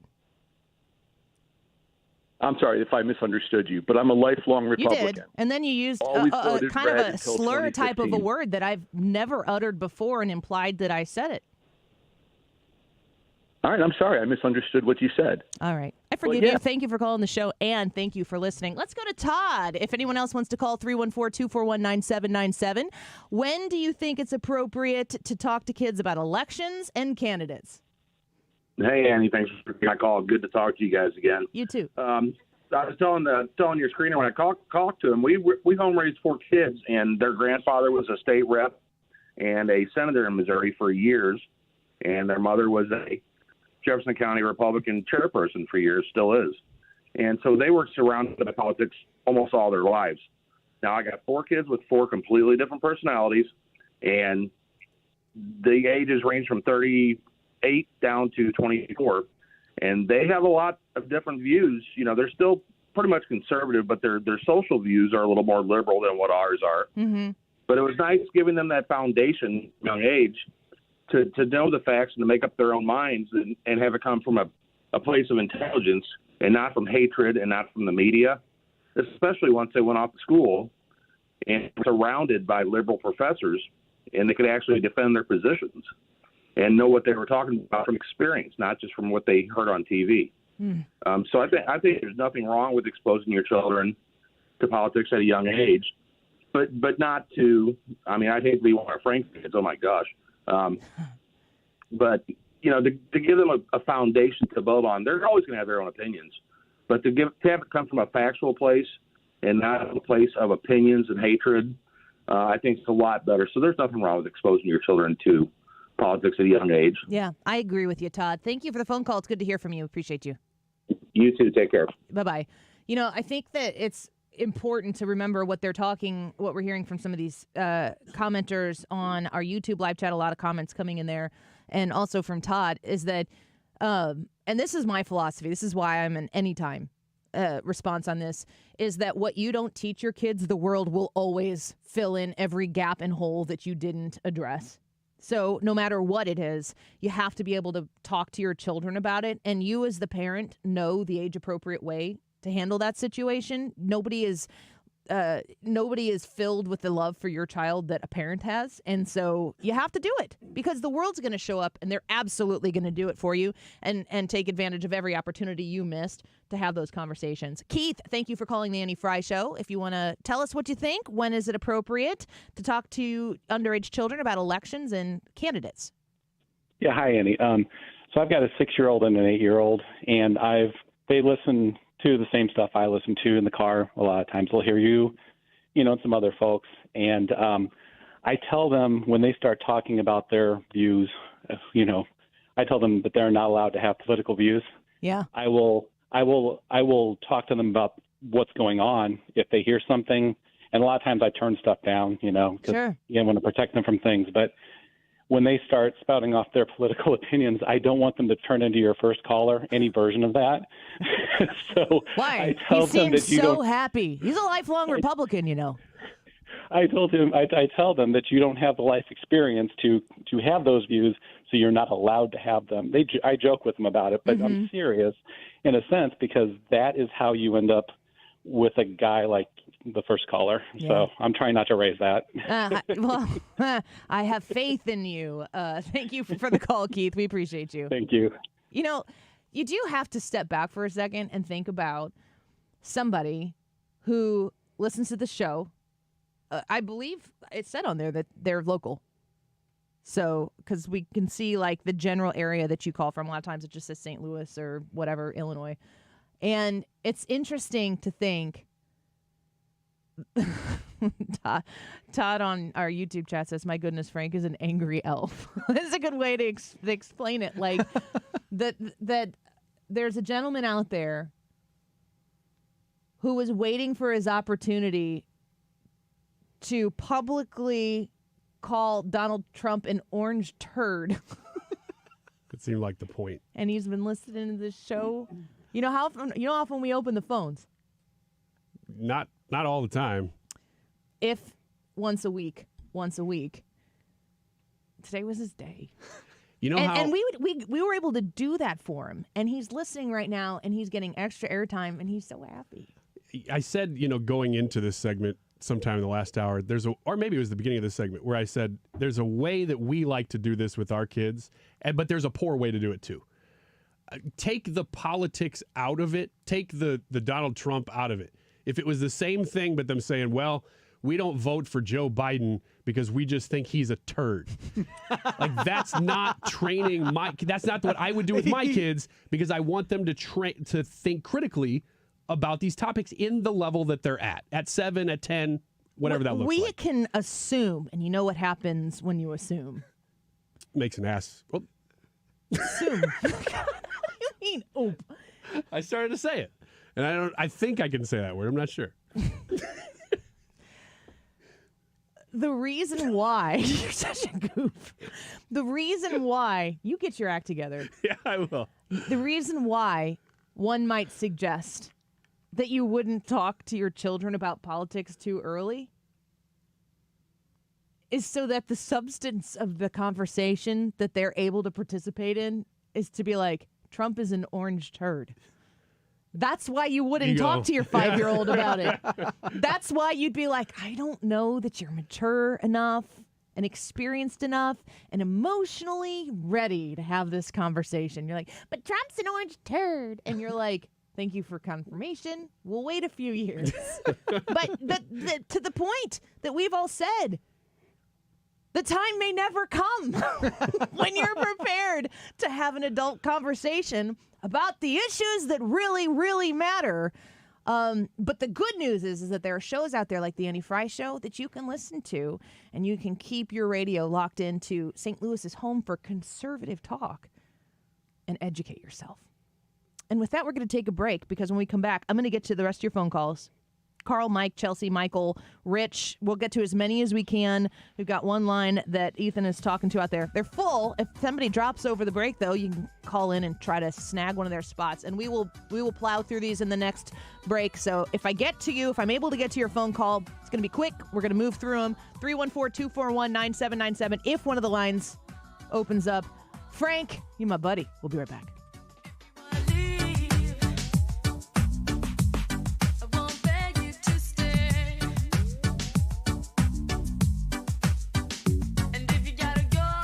This is the Annie Fry Show. Find the podcast, on-demand audio, and more at 971talk.com/Annie.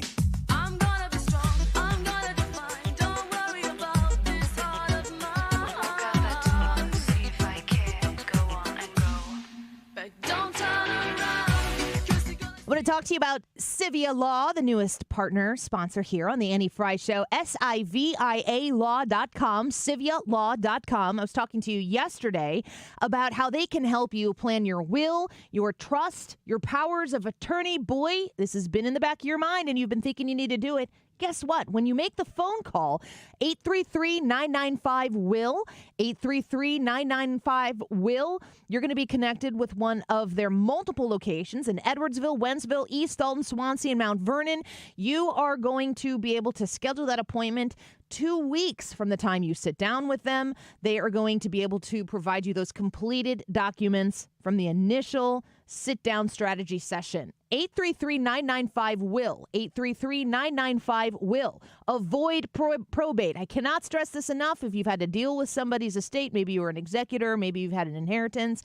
If you didn't have to go through probate, it's such a blessing. If you haven't done anything yet, your heirs will have to go through probate, which causes a loss of money, it causes a loss of time, and it causes definitely a loss of privacy.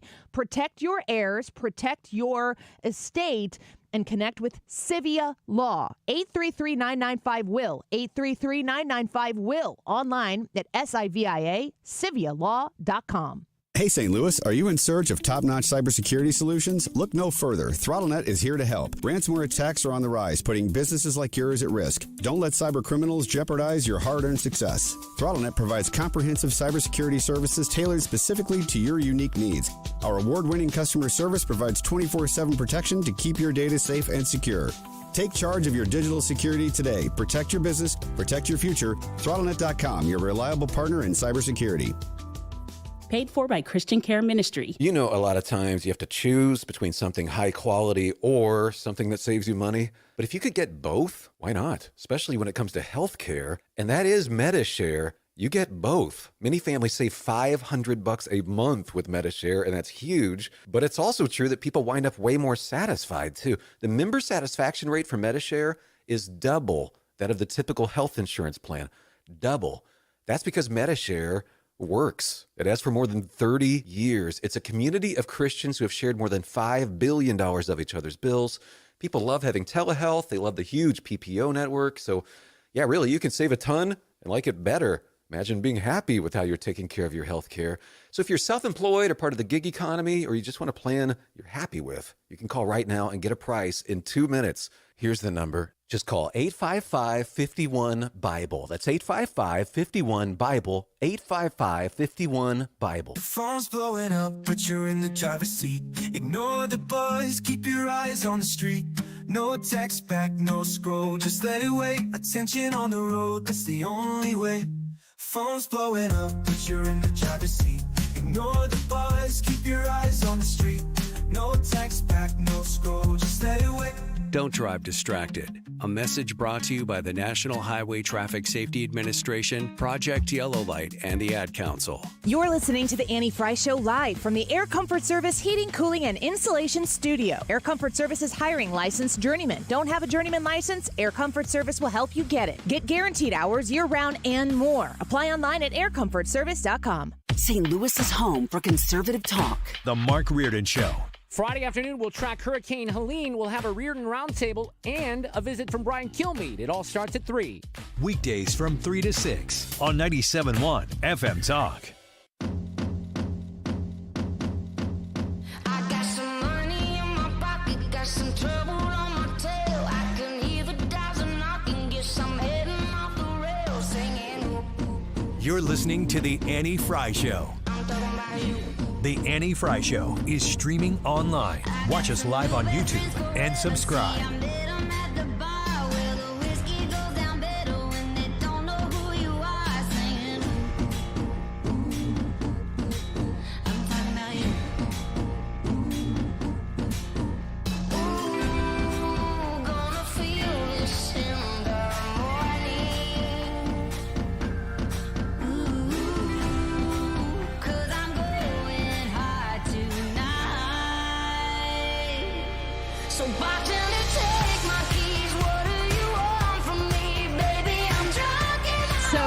This song is beloved in my family. I love Elle King. I love Miranda Lambert. And my 8-year-old can sing every word to the song. So in my car, we sing, Baby, I'm Pumped, and I don't want to go home. Oh, yeah. I told her, you can't sing that. We cannot listen to the song. And your little 8-year-old voice be singing this. I still do that as an adult. Not to this kind of stuff, but words that I'm like, ooh, I don't know if I want to say that. I'll just change them, sing a different word. Nate Bargatze has a set where he says that he's like 38 and he doesn't allow himself to say sucks.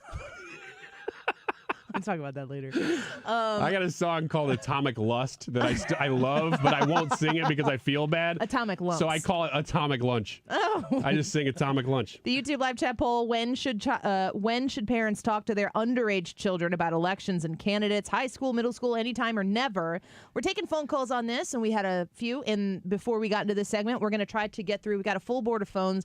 Try to get through as many as we can in the next 10 minutes. So when I put you on, let us have it. Let us know what you think, and then we'll continue to move on to other callers. So we'll start here with Carl. When should parents talk to their underage children about elections and candidates? Carl, what do you think? Hey, well, I have a 16-year-old and a 6-year-old. Okay. I consider myself a conservative Democrat. Yes, that is such a thing. I was in the military a long time, law enforcement for 14 years, and I tell my 6-year-old especially, it's not just about money. Yeah. You know, it's people vote about money all the time. It's really about character. And I know a lot of people have bad rep for being just saying anything they want to say. Hey, Carl, I'm sorry. Your connection is really hard to hear and it's distorted. So you can call back if you want to, and we will try to get you back on here. Sorry about that. Cody, thank you for calling the Annie Fry Show. What do you think about when parents should talk to their underage children about elections and candidates? Well, I've got an 11-year-old and 12-year-old, and they brought it up to me. Yeah? My 12-year-old was like, hey, I was watching an interview with Trump, and the idiot was just rambling on and on. He made no sense. Yeah. He was all over the map. And I said, yeah, can you believe that moron was once president? He knows nothing about everything. Yeah. He's a complete idiot. And was he an orange turd? Like, these guys very competitive. Frank is He's trying hard. Frank. Hey, Ethan, if he calls back, just make sure that the next name he picks is Mike Pensive. All right. Chelsea, thank you for calling the Annie Fry Show. He's doing the work. Yeah, put him on there as Mike Pensive. We'll take him. Chelsea, thanks for calling the Annie Fry Show. When should parents talk to their underage children about elections and candidates? Always. Always. Okay, I like that. My daughter is 11 years old, and this is my point. We watched conventions together, my whole family. I have an 18-year-old and an 11. Mm-hmm. She said, Mom, on the DNC, she said, Mom, the only reason they have a Jill poster up is so that the immigrants know her name and who to vote for. What does that tell you? Jill? Jill Biden. When she entered the stage, everyone had a Jill poster. That was her synopsis of the entire thing. That's interesting. So you watched the whole DNC convention with your kids? Both of them. Both conventions or both kids? Yep. Or both kids with both conventions? Both and both, yeah. So she told me, Mom, I don't understand. Oh, wait, I do. Because the only reason that all her voters, she knows too much. But that's how I roll with my kids. You have to be honest with them for their protection. Thank you, Chelsea, for the phone call. I find it interesting to watch some of the convention stuff with my kids, but I also try to shield them. They get way more of it than any kid deserves to, just because they're my children.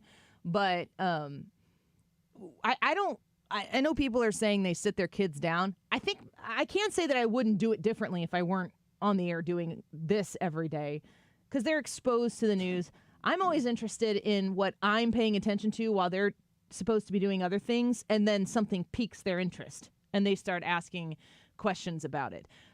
Rich, thank you for calling the Annie Fry Show. What do you think? When is it appropriate for parents to talk to their kids about elections and candidates? Is this me, Rich? Yes, Rich, it's all you. I missed who you were or asking for. Yep. I'm going to say hi to you and Brad and Ryan. And, after what you guys talked, this is off the subject for a minute. I'm going to make it fast. After what you guys talked about ISIS and that report this morning and everything, and Frank gets on there and does the crap that he did, and it's just kind of irritating that, these people get on your station and then ridicule us. Well, then why the heck are they listening to you guys? Because they can't get enough. You guys do a heck of a job, and they just want to drive you down, just like the other side that does it every day, that pretend that they're doing a good job. So we all know what's going on. Just to have to listen to him. I didn't want to turn the radio down because I didn't want to miss the next caller. And then this guy stays on there all that time and makes a fool of himself. Yes, he did. He needs to go to another station and listen to their politics. No. You had me until the end, Rich. Keep him right here, because the more he listens, one time there's going to be a caller named Rich who calls in and changes Frank's mind or Cody's mind. Well, that's fine, but we have to, when those guys get on there, they're long-winded. They don't give our side a chance to compliment you guys and talk about the issues. Well, you're very sweet to do that. And the number one thing, Rich, that you need to understand is that those people really, it's almost self-indulgent. Those people make my day, because, Ryan, you might agree with this, I don't know, but to know that there are people out there who are so into politics, self-loathing about the political situation that they can't get enough of this show, means how fun must our show be to listen to, that you would listen to it while we talk about things that make you hate yourself. It is a lot of fun. Hey, you know what? Annie's right. Rich is right. Rich, if you wanted to compliment us right now, you go ahead. We don't give you enough time. No, I don't want to take your time. I want to listen to other people. Yeah. But I'm glad you guys took my call, and it was off the subject, but I felt like, I had something to say. I'm 67 years old, and I've been a conservative all my life. Well, I believe you. Rich, we appreciate you listening. Thanks for calling in. Thank you. That's nice. I don't think that was also Frank, but it might have been. We might have worked that fast on him. Maybe that was also Frank. My gosh. If that's true. It's probably you, right? Not only did you change his thoughts, you changed his phone quality. Yes. Hey, I mean, that is the Wiggins effect on people, that Frank called us at the beginning of the hour and was, some might say, suffering from TDS. But by 1:37, Wiggins turned him around. Yeah. Just like that. Changing people's names. And we don't mean to keep calling him Frank, because that's dead naming him. Cody. Or whatever. Chris, thanks for calling the Annie Fry Show. What do you think? When is it appropriate for parents to talk to underage children about elections and candidates? Well, I've got my 12-year-old son and our grandson in the truck right now, and I've got custody of him and his little sister. And can you tell us his first name? His first name or mine? Your 12-year-old's first name. Oh, it's Aiden. He's right here. Hi, Aiden. Hey, Aiden. Don't be weird. Aiden. Hey, Aiden. Hey, Aiden. We want to say hi. So you're exposing him to the Annie Fry Show, at least. Do you guys talk about politics? Yes, we do. He actually, I was telling, Brad or Ryan, whoever, that asked me earlier. I said was asking me questions earlier today, before we started listening to your show. I listen every day, but he happens to be with me today in my truck. So, but yeah, he was asking me questions today. He told me how interested he is in history, and we talk about politics all the time. And I'm an old-fashioned Ronald Reagan conservative, and hopefully I'm bringing them up the right way to use their own mind. Yes. But follow the facts and, read through all the disinformation, as everybody likes to say. Well, Chris and Aiden, thank you for spending A, time together, and B, spending your time together with us. I think you're doing a great job, and we really appreciate you calling in. Well, you have a fun show. Like I said, I listen every day, so wouldn't miss it. All right. Thank you so much. I appreciate it. Maybe we can get Aiden out of school, and then he can listen every day, too. Bring our ratings numbers, age range down a little bit. Aiden could just 12. do my job. Yeah, let's get that 6+. What? You interested? I'm not interested. Let's go to JR calling the Annie Fry Show. When should parents talk to their underage children about elections and candidates? What do you think? Hey, good afternoon. Hey, I just want to tell you guys are entertaining and informative, and I do enjoy it. Well, thank you. That being said, I'd like to say my kids are a lot older. They're in their almost 30 and a little older than that. But, I think in middle school is a good time to get them going on that. I mean, that's when they usually start asking a lot of questions. But I'd like to comment on what old Frankie Tank said. I just wonder when President Trump wins the election, is he going to put his house in Webster Groves or Kirkwood for sale and move to Chicago or Portland or something like that? There is no way this dude is a Republican. If he is, then he's got a framed picture. He's got a framed picture of Liz Cheney over his bed. There's no way. So, anyway, JR, thank you. I enjoy the show. I enjoy you, JR. Thank you for the phone call. I appreciate it. Can you imagine being like, you tuck yourself in your flannel PJs and you're like, yeah. Good night, Liz. Night, John Boy. Night, Liz. Just the standard Liz Cheney, congressional picture. Ed, thanks for calling the Annie Fry Show. When should parents talk to their underage children about elections and candidates? Good afternoon, Miss Annie. Love listening to all three of you guys every day, every time I get a chance. Thank you. I am a anytime. Mm-hmm. Granted, you have to frame it the correct way based off of how old they are. This was close to 20 years ago, but back in the 2006 presidential election, my daughter was still single-digit midget in grade school. and asking me, she kind of popped up and asked about the question. I said, here you go. I said, you're in school. You're doing your work. You're doing the stuff. You got all the supplies we have to get for you. Kid next to you doesn't have everything. I said, do you want to live in the world where the teacher takes your crayon or your pencils and gives it to the other kid? Or do you want to live in the world where you can be the good person and offer to share because you know it's the right thing and you want to share with the other person, but nobody makes you? What a lesson. That's great. That's goosebumps stuff right there. Man, I should not talk on the show anymore. We just should listen to our listeners. Ed, how did your kid receive that message? Your single-digit midget. Well, she's grown up now to be mid-20s, and she's a good fiscal conservative. She's socially more liberal than me, but I think that's just how the world goes. Yeah, I do too. And you know what? Sometimes time will kind of refine how that social moderate libertarianism, liberalism kind of takes its shape over the course of time as well. And thank you for calling the show. Appreciate you. Appreciate your time, Miss Annie. Why are our callers so awesome? Ed and Aiden show.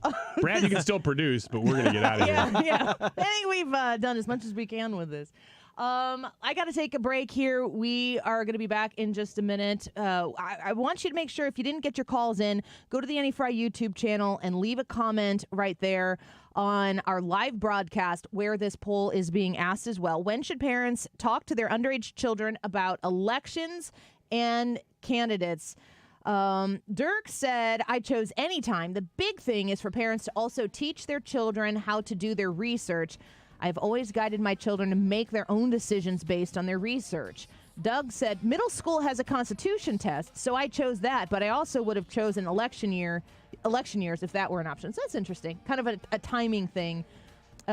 Eagle says, teach kids about it all of the time. And Ender said, I went with middle school, but was borderline high school. I believe it should be a time that they can actually understand it, and it can be more realistically relatable to them. Let us know what you think. We'll be right back. This is the Annie Fry Show. Find the podcast, on-demand audio, and more at 971talk.com/Annie.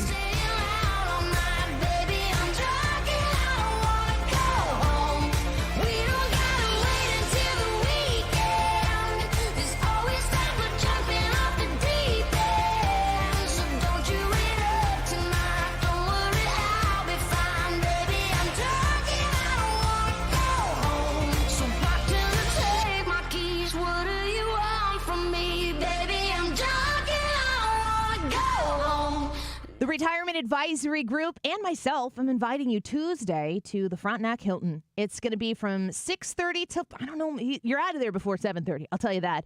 Tuesday, October 1st, for the next Protecting Your Retirement educational event, last one of the year. And this is an opportunity, I'm kind of selfishly looking forward to it because I get an opportunity to meet you from 6 to 6:30 before the event begins. So you can show up early, but you can sit and listen for free to Bob and Tammy Kershaw, to Thomas Helbig, about how you can protect your retirement. Don't worry about what the market is doing. Don't worry about losing your nest egg. The folks at the Retirement Advisory Group have never had a client lose a penny. Why would you not want to be a part of that? That transitionary period between when you're working your tail off, working hard at your career, and you're like, you know what? I'm ready to be in the retirement phase. You need to make the smart moves that the Retirement Advisory Group will guide you on. If you go Tuesday, October 1st, it starts at 6:30, but I'll be meeting people from 6 to 6:30. So will Mark Cox. Mark Reardon will be there as well. You got to reserve your spot. 314-993-9494. 314-993-9494. Online at retirementkey.com. Getting quality employees to fill positions in your company is essential. But finding those people can be a major hassle, unless you use ZipRecruiter. ZipRecruiter makes finding quality people a breeze. And right now you can try it for free at ZipRecruiter.com/free. With ZipRecruiter, one click sends your job to hundreds of top job sites. But more than that, ZipRecruiter's advanced technology identifies the candidates with the skills you need, sends you a list of great matches to review, then actively invites them to apply for your job. And the results speak for themselves. 4 out of 5 employers who post on ZipRecruiter get a quality candidate within the first day. That's right, the first day. Now you can focus on your business and let ZipRecruiter do the work finding the best people for you. See for yourself. Experience the ease, efficiency, and power of ZipRecruiter for free. Just go to ZipRecruiter.com/free. That's ZipRecruiter.com/free. ZipRecruiter.com/free. The Social Security Trust Fund could run out of money in less than 10 years. Discover why this could change when you file for your benefits on Your Retirement Professors, Sunday evening at 6 on KFTK 97.1 FM Talk. Outdoor Living Redefined, brought to you by Lakeside Renovation and Design, your trusted partner in crafting stunning decks, inviting screened rooms, and elegant porch overhangs. Imagine enjoying a crisp morning coffee on your beautifully designed deck, or hosting gatherings in a spacious screened room. Lakeside turns your vision into reality. Our skilled craftsmen use top-notch materials to create spaces that stand up to the elements and stand out in style. Elevate your lifestyle with Lakeside's outdoor living expertise. Visit our showroom or call Lakeside Renovation and Design today. We have taken some calls on this. You might have heard them throughout the 1 o'clock hour, the YouTube live chat poll. When should parents talk to their underage children about elections and candidates? Is it high school, middle school, anytime or never? You can still weigh in on this topic. If you weren't able to call in or didn't want to call in, you can get online. Type in Annie Fry on YouTube. You will see the Annie Fry Show page come up, and then you'll click on that, and you'll see today's date.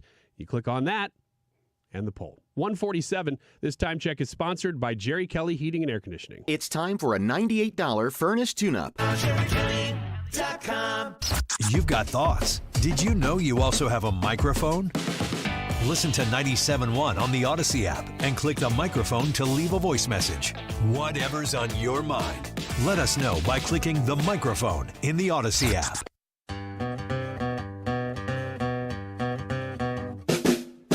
You're listening to The Annie Fry Show on St. Louis's home for conservative talk.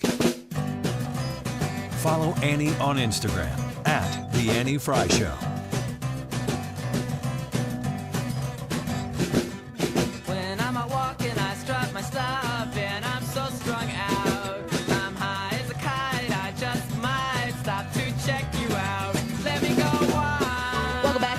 Fry Show. That was quite an interesting set of phone calls that we got there from the Annie Fry Show listeners. I love taking phone calls on Fridays.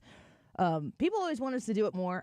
I'm always hesitant to create a scenario where we get the same dozen people who call every time, but man, I don't think that's happening. It's not, and we always have a full board of phones, and I'm trying to push it as much as I can, but it's very. We were kind of talking about this off the air. Somebody like Frank/Cody calls in and like really wants their moment in the sun to try to like dunk on us or whatever. I don't care. I can put him on the air. I can take him off the air. I'm on the air 15 hours a week, no matter what. When somebody calls into a show like this, because they're obviously listening, they know that we've opened the phones. It's not something like you can just call in a 97.1 at any time, noon to 3, and probably get on the air, which is definitely the case for some conservative talk shows. They will rearrange their schedule around people who call in because they like to take phone calls. The push out there against Donald Trump is that he's a mean person, and that he's not classy, that he's not kind. If I were Kamala Harris, I'd have to say 3 things that mean the same. the not idea kind, that nice, or lovely. easy to get along with. Yes. And then people call in to make that point in very ugly ways. And I think it's so important to let them do that. Because I really can't make the point about the opposition that is out there to Donald Trump among the commoners like us, not the pundits who are on the television, the people who are, trying to pull the levers and whatever. That the average folks out there, that this is the type of conversation that happens, and that when somebody wants to articulate their political opinion and they get the opportunity to do that for thousands of people at one time, that's the priority message that they get across about how much they hate Trump. That is the definition of TDS. You get what, maybe 60 seconds. Some people get minutes, but I try to limit it to 60 seconds if I can of time to make your point to the people of St. Louis. And if that's the most important thing to say, I think that that's an important message to air, because it really pulls the curtain back on these people who they're not trying to win a political battle. They hate this man. It's like a moral battle inside, and that is more important to them than anything. And while I find it to be sad, it is also important to also recognize the other side and where they're coming from. It's just so strange because it's not just that person. There's so many people who they go, we've got to get rid of the hate in this country, and they're frothing and they're so hateful and they're saying it.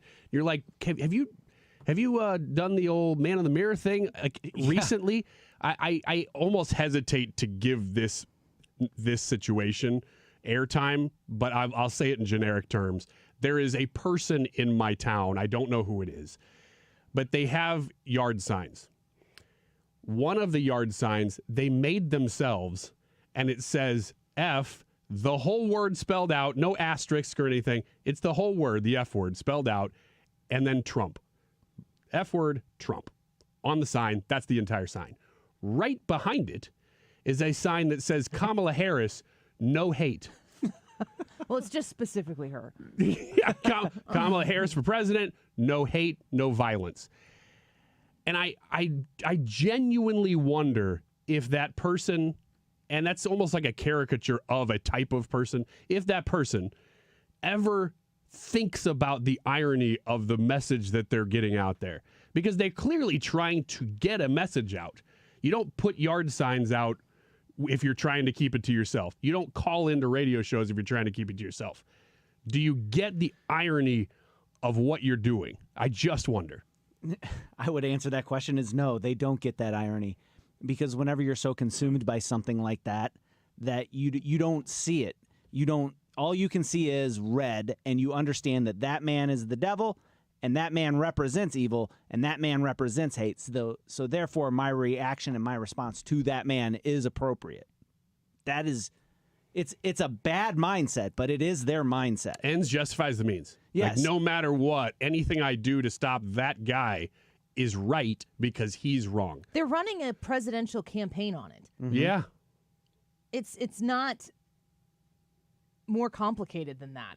It sometimes we try to make it more complicated than that, but it's really not. We ask all of these questions about why Kamala Harris is the way Kamala Harris is, and the answer is that the only thing about Kamala Harris that's important is who she isn't. Period. Done. Full stop. Period. Done. Full stop. 3. Good job. Thank you. Good job. She'd be proud. I find it a good opportunity to allow people to speak for themselves And then, I can put words in the mouth of the leftist side of the aisle, but that would be presumptive. Frank can do it all by himself, and that's just where it is. It's enough that she's not Trump. And I was looking for clips for my weekend show, and I was digging through that interview that Kamala Harris did with MSNBC this week. You have to Stephanie, dig too deep.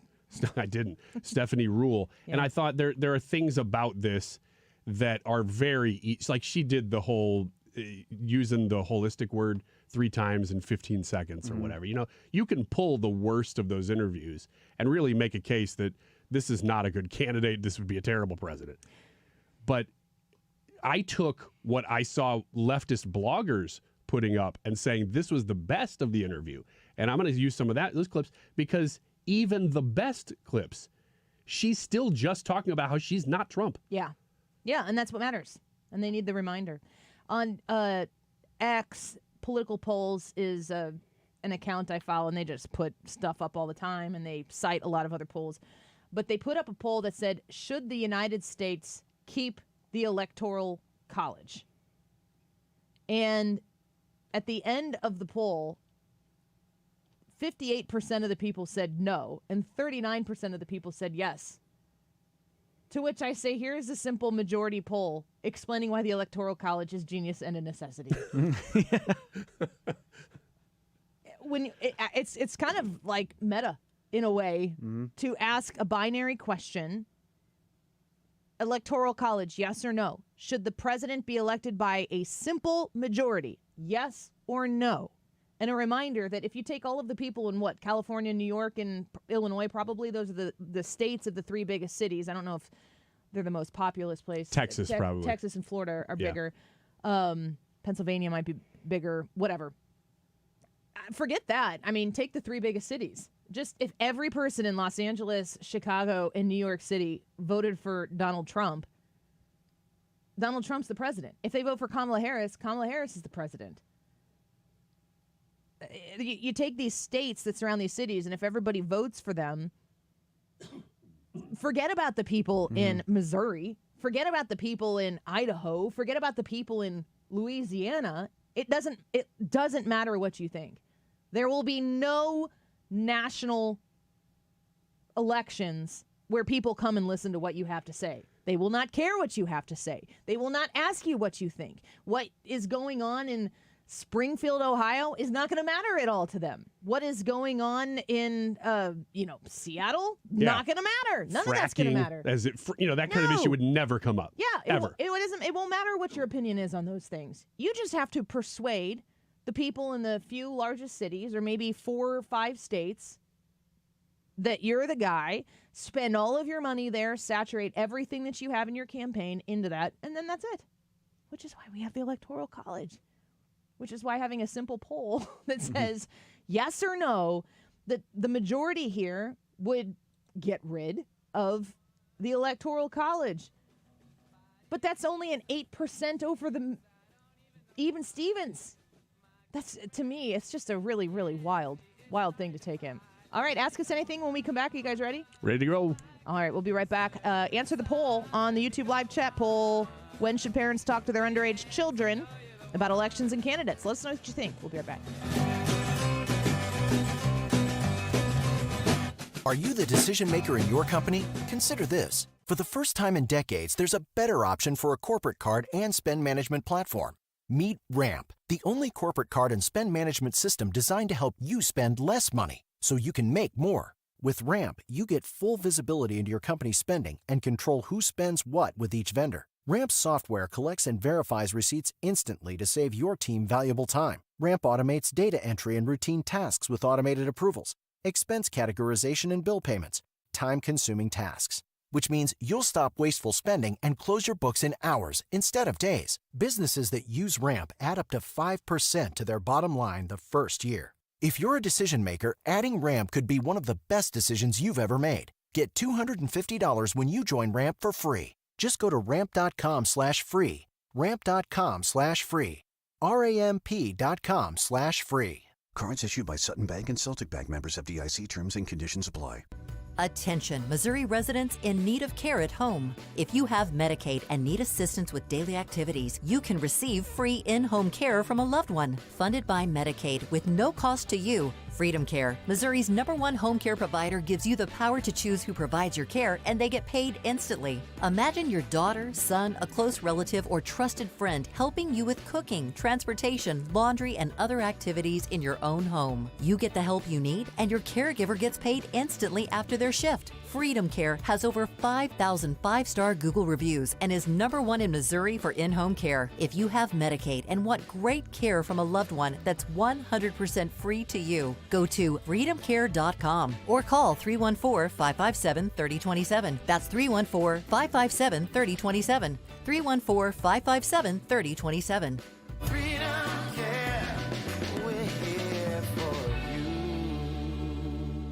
KFTK FM Florissant. From the Under Law Injury Lawyers, GetJim.com studio. That's GetJim.com. 97.1 FM Talk. Always live on the free Odyssey app.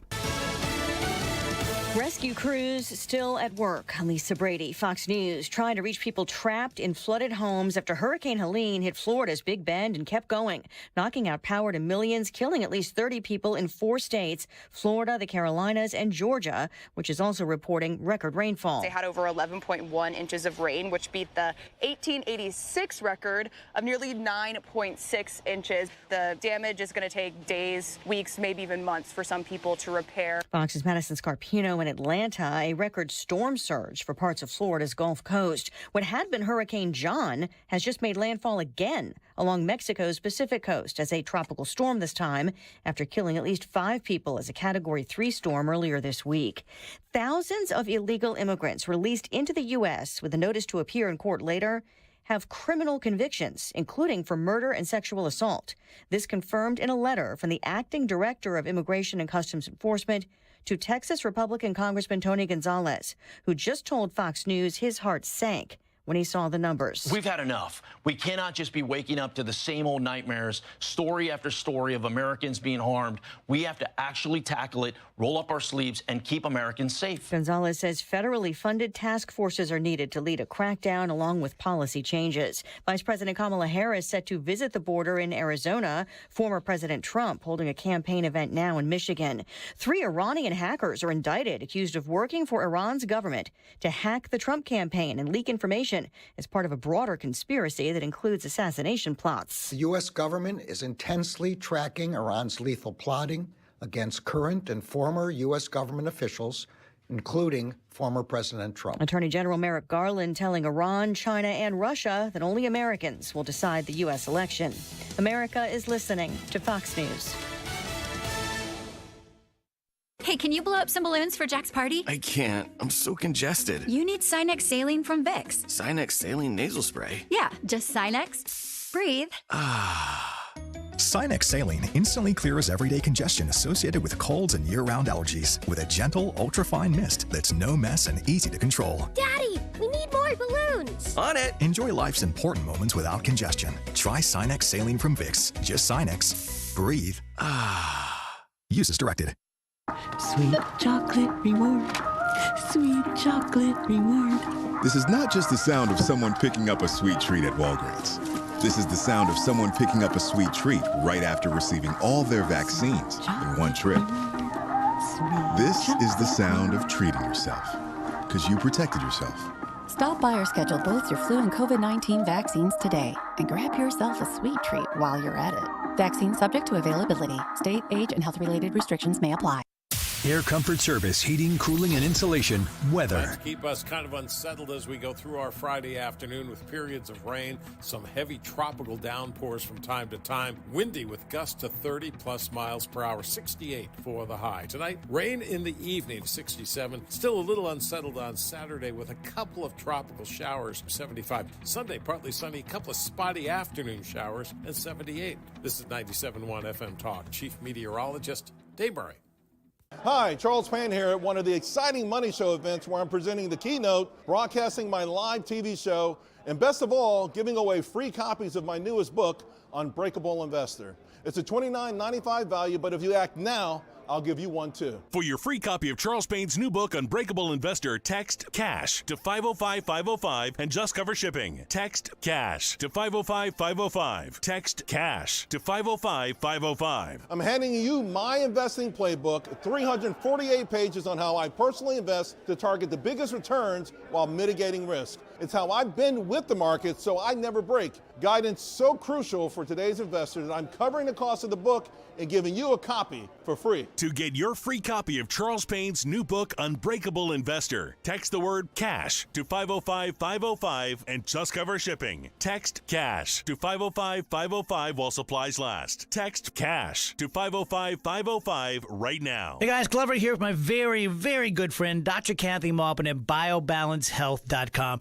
If you have reached that certain age and you're just not feeling very well and nothing's working the way it used to work, go see Dr. Kathy. She is not only a medical doctor, she is a patient of this bioidentical hormone replacement therapy. It absolutely works. It's a long-term solution. She is an artist when it comes to helping you with your hormones. BioBalanceHealth.com for Dr. Kathy Maupin. Mark Cox here. Join me, Annie Fry, and Mark Reardon, along with Thomas Helbig and Bob Kershaw of the Retirement Advisory Group for the next Protecting Your Retirement educational event. It's Tuesday, October 1st at the Frontenac Hilton at 6:30. Here are Thomas and Bob with more. Are you nearing retirement or already retired and wondering what to do with your life savings? Are you concerned how this coming election can affect the stock market and your retirement? Would you like to have a personalized structured income plan that shows you the monthly income you can receive and how to never outlive it? Did you also know if you're 59 and a half or older, you can roll over your company retirement plan tax-free to protect your nest egg from any more losses? You'll get all the answers and more. If you're 59 and a half or older, you can't afford to miss the last event of the year. Protect your retirement nest egg. Join the official financial advisors of my show, Thomas Helbig and Bob Kershaw, Tuesday, October 1st at the Frontenac Hilton at 6:30. Go online to retirementkey.com. That's retirementkey.com.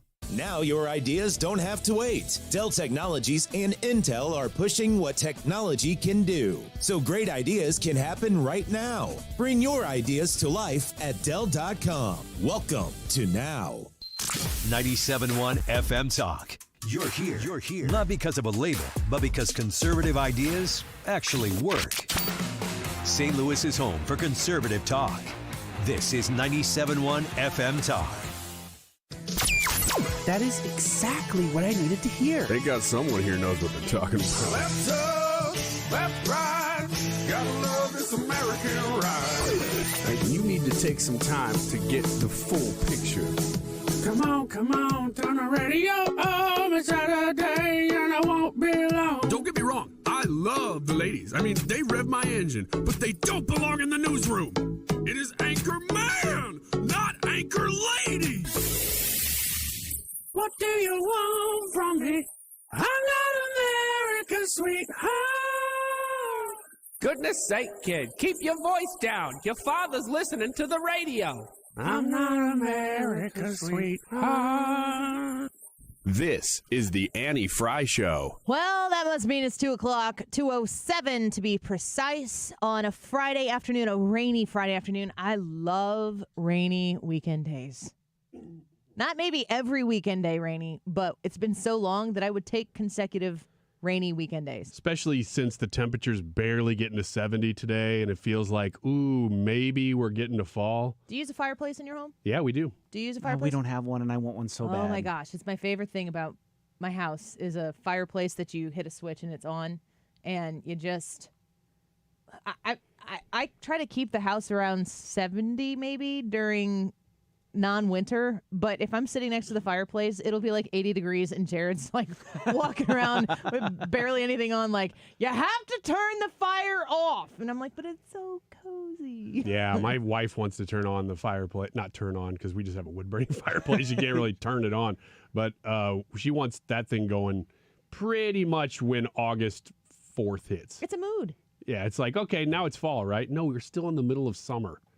Yeah, I'm very much a fan of the fireplace, and I'm always like inching towards, like, is it time yet? Is it time yet? Can I leave the air conditioner on and the fireplace at the same time? The answer is always no. I'll tell you what I'm looking forward to with fall is chili. I don't eat chili all summer, and then when fall hits, I'm like, let's go, baby. Yeah. Let's get some chili and some peanut butter sandwiches. Yeah. Do you really eat chili and peanut butter sandwiches together? Yeah, I I'm not know just it's a saying thing, but I think you're trying to speak to a certain language to people. I am. You're trying to pose. I'm posing, but I also do that. So I would have to be posing even in my private life. When was the first time that you ate a peanut butter sandwich with chili? I think from birth. And when I was old enough to eat chili, I was eating peanut butter sandwiches with chili. You know, we've talked about this. I don't believe you. You should, because I think we've had this discussion enough falls now that we've had people write in that we've traced this over the last few years to Granite City schools is where it started, like in the 40s and 50s. Did you go to Granite City schools? No, my dad did. Oh. And he made chili. He still makes chili. So I think that we've been eating it all this time, and we were maybe the early adopters. It's a weird thing. It is a weird thing. I'll give you that. I can honestly tell you I have never had a peanut butter sandwich with chili. You do need to try it. I don't know if I do. I'll tell you the other thing. You really need to get a chili that's not leaning toward the stew side, because the kind of thicker chilies don't work as well with the peanut butter It's sandwich. the only way to eat chili. No, you can get one with the famous Ohio chili, Skyline chili. Skyline. It's got a lot of the juice. I No. don't really know what you call it, It's bad chili. but that makes for better peanut butter sandwich dipping. I'd rather just have better chili. I'm just telling you I'm telling you the facts of life. Rick says chili by itself. Don't need any PB&J. I don't blame you. I'm just saying it's good. Do you eat jelly with your peanut butter? No. So it's a peanut butter sandwich. Peanut butter sandwich. PB&J. No, it's not PB&J. You guys ready for Ask Us Anything? Ready when you are. What about when Mike Pensive is ready? What about next question? Question. It's a legitimate question. Next question. Next question, please. Next question on the Annie Fry Show. All right, the first question is going to come from, I just highlighted it, and it's about something you just said, and it's from Todd, and he says, ask me anything, chili, beans, or no beans? Beans all day. Traditional chili is not supposed to have beans, but I want beans in my chili, so beans. Wait, traditional from where? Chili con carne. Well, you can have meat and beans in it. Yeah, but traditional chili is not supposed to have Chili it. con carne is chili with meat. That's what. That would be chili. Yes. With beans. meat. That's not, what meat. Not That's- chili ace carne, which is chili is meat. But that's what chili is. That's what chili is short for. Chili con carne. Which I will go back to the con, meaning with. I don't agree. Might be a Freeburg thing. You know the Great War of Freeburg and Granite City? Great War of Freiburg. I do. I caught right in the middle of it. Spanish-speaking Freiburg. Yeah. I suppose if you took the beans out of the chili, but the rest of the stuff was still in there, I'd still eat it. But chili has beans. That's why they're called chili beans. Yeah, I'll It's eat right there in the name. Here's the thing. I don't want it with no beans, but I'll take any musical fruit in my chili. How many do you have? Any musical fruit. Which are Beans. What beans? What defines a magical fruit? Anything that I think it depends on the person. Anything I think that the the person more you defines eat- the musical fruit. Yeah. Todd says con carne means with meat. Texas chili has no beans, but that's a kind of chili. I don't think that. I've never heard that chili inherently has defaults to no beans. I don't know. You said you had some good questions for next question. What do you got? How much does the NFL take up brain space for you throughout any given week or weekend? Is there an answer less than 0? There's not. 0.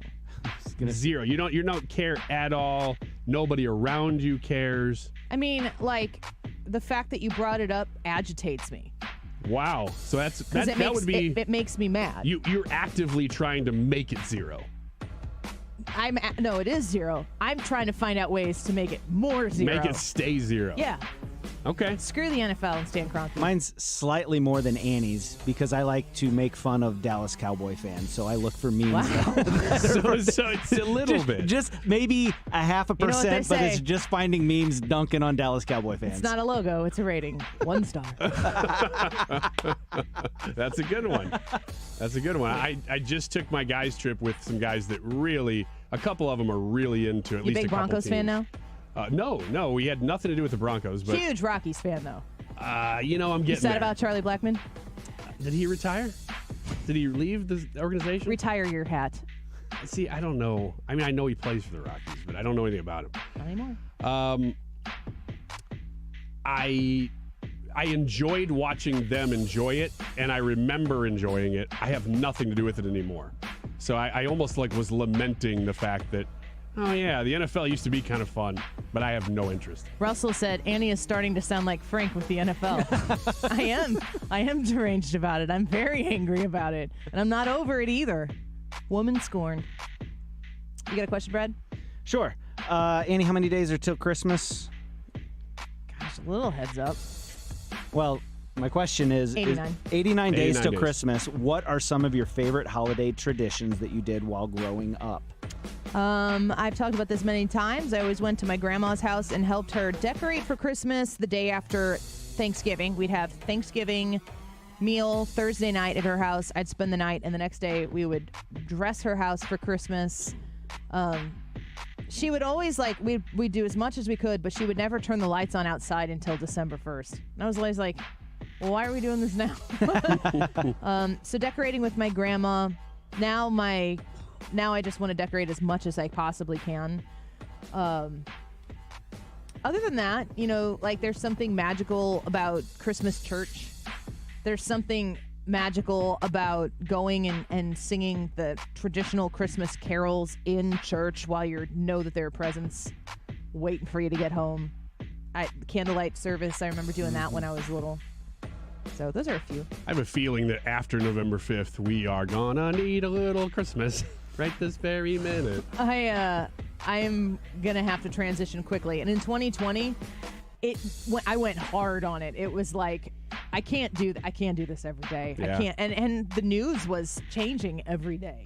And there was an element of people, remember, pushing like, no, Trump's still going to win. Trump's still going to win. And I kept thinking, I'm not banking on this at all. You could go back. I think it's still up, possibly. The live stream. I stayed up till 3 a.m. that night broadcasting live by myself. There were literally people on my live stream that fell asleep on the live stream. And I stayed up and things were turning, and I'm like, I don't feel good about this. And I felt like from that moment on that it was not going to happen, and it was a drudge to move through. And so I'm going to double up on the Christmas time. Even if Trump wins, I'm not prepared emotionally for him to win. I am constantly in preparation for him to lose emotionally, just so that I'm ready. But if he wins, this country is, I don't think that they're going to, I think there are going to be some very visibly unhappy people about it. Yeah, I just don't get the sense that there's a contingent of people that are going to just shrug and just go home. Okay, Trump won. I will say that we are not above you getting on our live stream and just falling asleep. Like we prefer that you listen. Well, I mean, like they were on the screen they were part of the show, which is different. Oh. When I was having conversations with people and I'm like, I think they're asleep. I guess I'll just keep talking. I did not know that. Yeah, it's because you were at Disney World. Accidentally, because we planned that trip in May and then COVID destroyed it. You rescheduled your trip for Election Day. Yeah, we did. And you didn't realize until like the week before. Like, oh my gosh, I'm going to be gone on Election Day. Yeah. Crazy year. Next question. I do have one more. And I wrote this before we had the caller who mentioned it. I want credit for it. Which Trump item would you be most inclined to buy? I'd wear sneakers. They're $400. So wait, do I have to? You got to buy them. Oh, Yeah. I'm not buying them. Which one would you be most inclined if somebody said, you have to buy one of those? A hat. I've bought a hat from them. No, it's got to be between the ones that he's Can you give me all of the parameters before I answer the question, I will, please? and this can be the poll for Monday, too. Would it really? be the sneakers, the coins, the Bibles, or the digital trading cards? How much does the coin cost? Like 30, 100 40 bucks. Is that the cheapest one? Mm-hmm. That one. Okay, fine. I see your priorities. I don't want to buy. I'm not spending any of that money. Yeah. Brad. Yeah, I'm buying the coin too because it's the cheapest one. It's got a head and a tail. If I ever start volleyball officiating again, I'd flip it. I was going to say the coin too, but not because it was the cheapest, because I thought it was the coolest of the four. Donald Trump's coin should have a head, which should be Donald Trump's head, Yeah. and then a tail, which is his opponent. And and it does have real silver in it, which means if Kamala wins, it'll go up in price. I like so you're kind of hedging your bets. I was going to say, I like the hedge. Yeah. Let's see here. Bobo says, if you could only eat one color of food for the rest of your life, what color would it be? Ryan? Probably brown. I like meat. That's usually brownish. Buns are kind of brown. Bread is brownish. I bet your buns aren't brown. After every night I go home. Tan your buns. He browns them.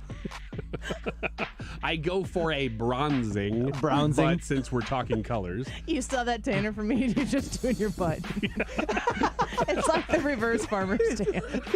And it's a secret. Yeah. Nobody knows. I only tan under my clothes. So you feel better about yourself when you get in the shower. I wear reverse clothing.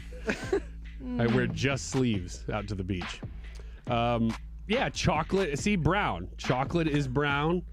And I'm trying to think of other things that are kind of brown. But I'm a big fan of eating the brown. Give me a hot brown. Brad? It's the same. You're I was brown? thinking about, I was like, what color is hamburger and steak? Brown. It's brown. I would like to say green because I think that's the most healthy, but I don't think that you can get enough KAOC.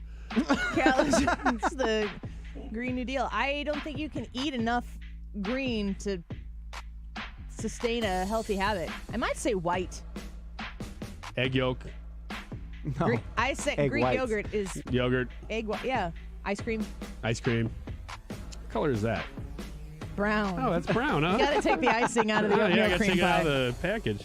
All right, we'll take more of your questions when we come back on Next Question here on the Annie Fry Show. So stick around, get on the Annie Fry YouTube channel and vote. We want to know what you think about the poll today, which is when should parents talk to their underage children about elections and candidates? What do you think? High school, middle school, anytime or never? Annie Fry YouTube channel. Come say hi in the live chat. Vote, leave a comment, leave a question. We'll be right back. Oh God, yeah, sounds like a nightmare if you ask me. Yeah, went from my bedroom to the big leagues. You know how many times that I was told things wouldn't work. This but worked is the out. Annie Fry Had Show. cold feet. Find the Didn't keep me from podcast, success, on-demand but audio, delayed and it more some. at I used to be the guy who'd kill to '97onetalk.com/Annie. get it number one. I had to hear that song's a hit before I thought it was, but nowadays I don't really give a what. Oh God, might catch me at the award show. Eating popcorn in the back row. Catching Z's with my hat low. No nominations, but it's cool, though. Oh, God. You might see me. Air Comfort Service online at aircomfortservice.com. You can call them directly at 314-513-0091, 314-513-0091. I always love giving you opportunities to save an extra buck or two because I'm always looking for those as well. And if you need a new furnace, how about a boiler, heat pump, an entire HVAC system, I need you to call Corey and the team at Air Comfort Service Heating, Cooling, and Insulation because they have a deal for you. 314-513-0091. 314-513-0091. Now through November 23rd, Carrier Cool Cash rebates are back. You can save $50 to get this. $2,100 in Carrier Cool Cash on qualifying HVAC equipment. Plus, you can also qualify for 0% financing for up to 72 months, utility rebates, and tax credits. Reach out to Air Comfort Service for your free estimate. Call them at 314-513-0091. 314-513-0091. Let them know that Annie sent you. Ask about the Carrier Cool Cash rebates and also about the 0% financing for up to 72 months. You can now afford the HVAC replacement that you've been looking for. 314-513-0091. AirComfortService.com. I'm John Oran, Puck's sports correspondent, and I have a new podcast called The Varsity, where I will take you inside the executive suites and owners' boxes that run the entire sports business. Twice a week, I will bring on the smartest people I know to break down the hottest topics in sports media and give you a window into the inside conversations that are happening throughout sports media. So be sure to follow and listen to the Varsity Podcast, available now on the free Odyssey app or wherever you get your podcasts. When you have Rhino Shield on your house, it does a couple of things for you. It beautifies the house, and it protects it from the harshest elements. And boy, do we see those here in the greater St. Louis area. You get instant curb appeal. It will stick to anything. Rhino Shield is the answer, no matter whether you're painting a home or a church or a business or a condo, because it's 100% waterproof. It takes care of the outdoor maintenance on whatever is on the outside of your home. The brick, the block, aluminum, steel, stucco.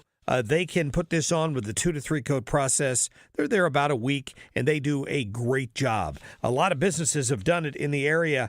Several Firestones have done that. Vantage Credit Union over the years, Harlan Packaging down in DeSoto.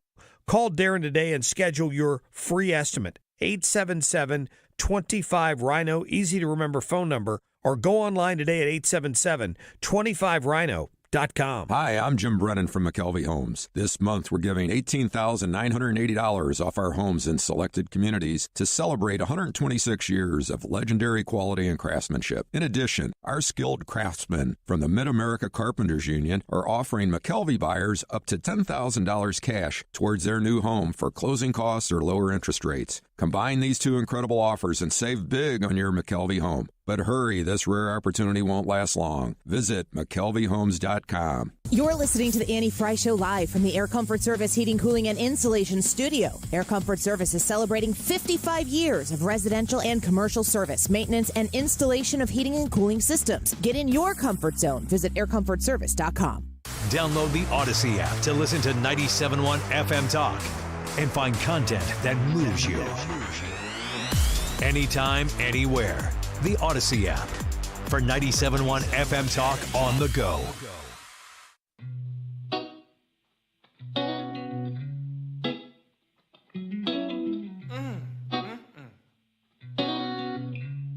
So sweet. You're listening to the Annie Fry Show on St. Louis's home for conservative talk.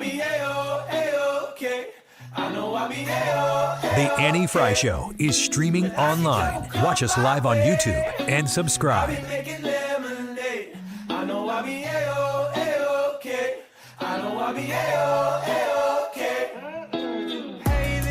Welcome back to the Annie Fry Show.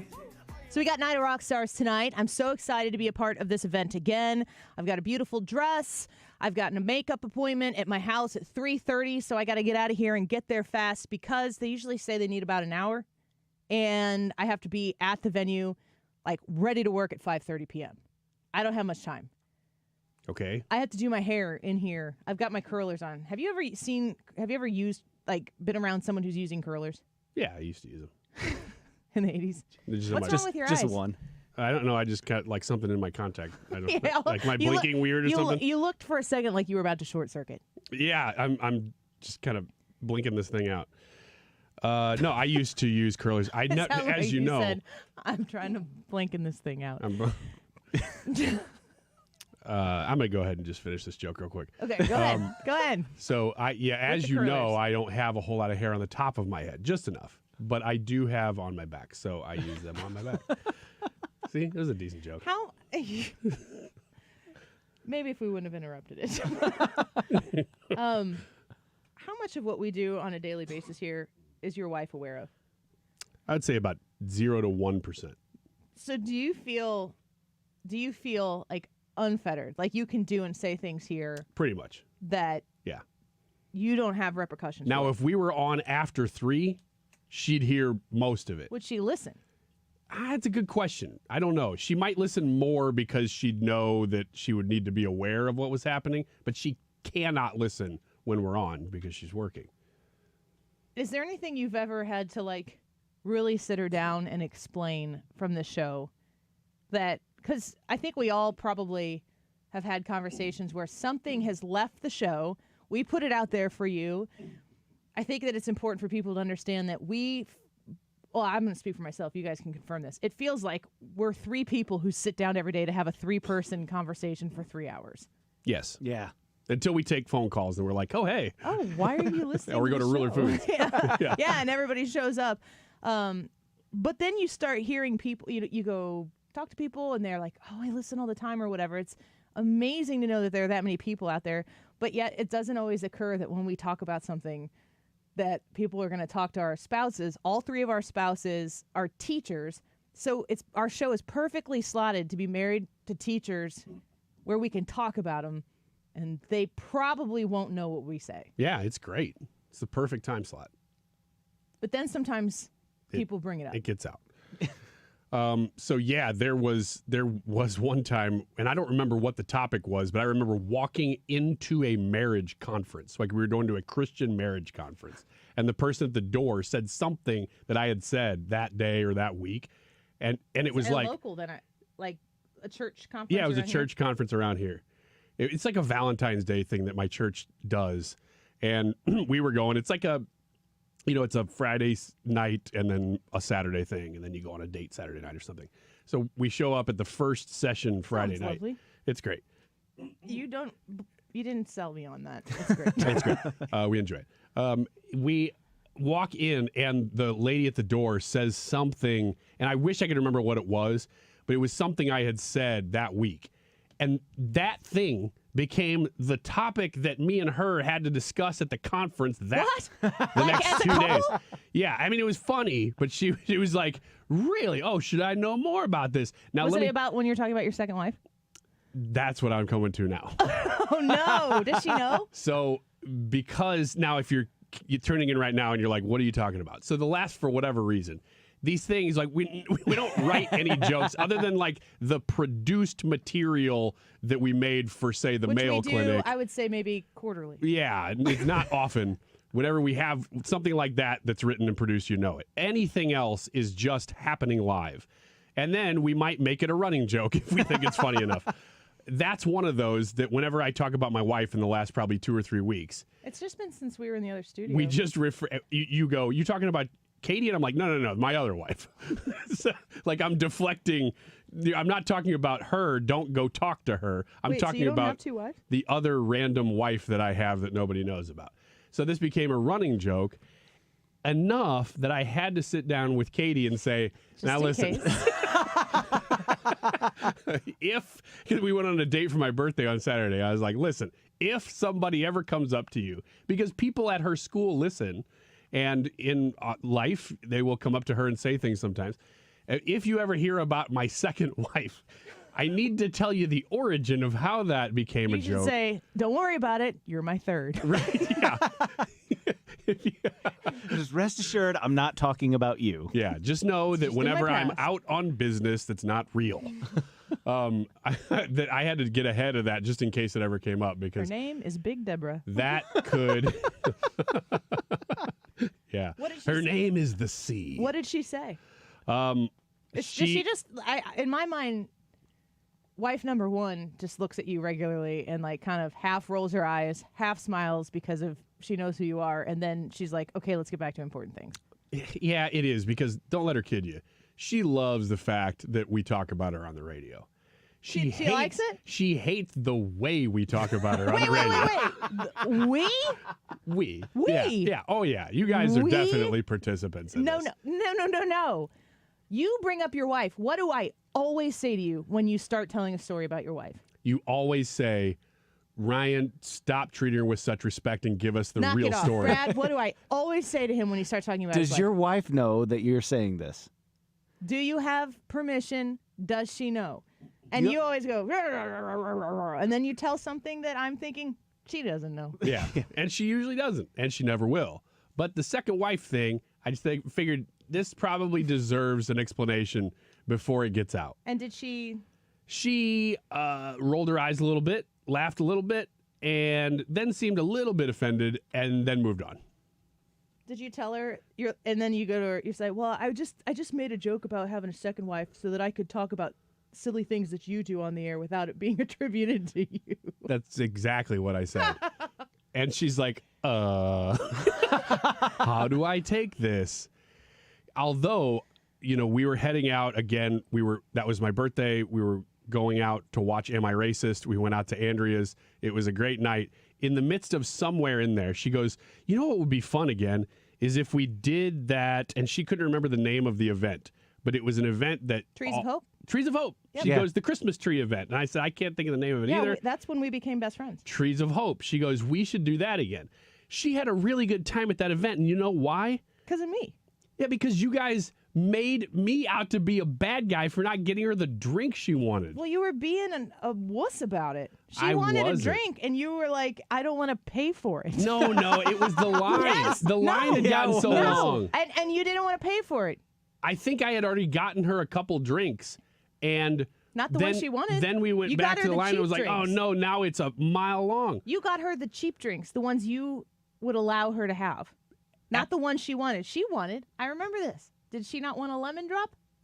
Was it limoncello? Limoncello? Limoncello. That's what she wanted. Yeah, but she didn't know that when I went up there the first time. So it's not as if she said, let me get a limoncello, and I said, no, it's too pricey. You got her a drink that she didn't want to drink. She tasted it. She didn't like it. She wanted a limoncello. And you told her, like she was looking at her broccoli, you drink that before I get you the limoncello. And we were like, that's not necessary. She's a grown woman. She should just be able to have the limoncello she wants. I did do that part where I said, look, I got those drinks. It was the drink you did want, but now you don't like it.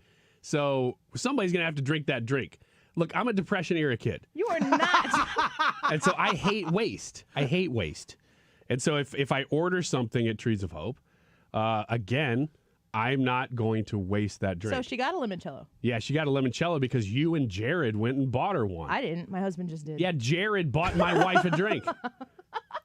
It's because you wouldn't. You could have. And you just said that she just in the last week or two said she wanted to have another night like that. Yeah, she did. And have a good time with us doing those types of things. So I think we did the right thing. I have to live with her.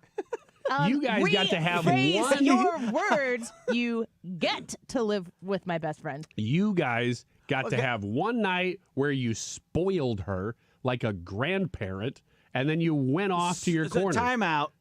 You don't want to spoil your wife?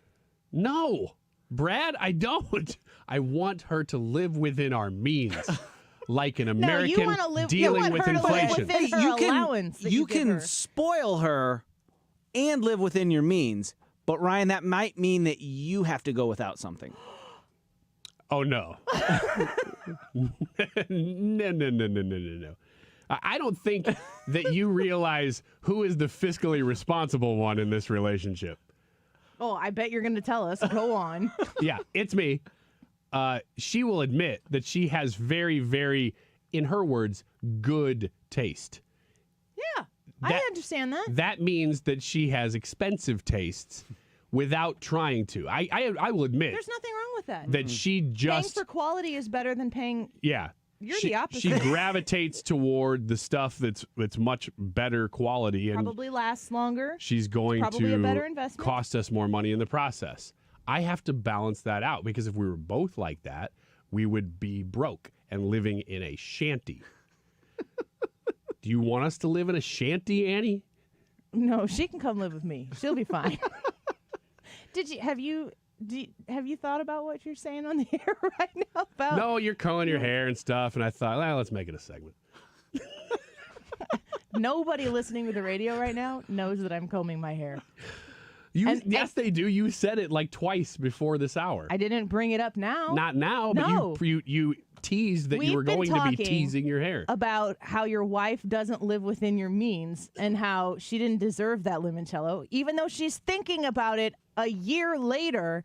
And in the midst of all of these conversations, you just throw in there that I'm combing my hair. Yeah, you're combing your hair. I'm not combing my hair. I think at the beginning of this, you said you had to get ready because you had so little time.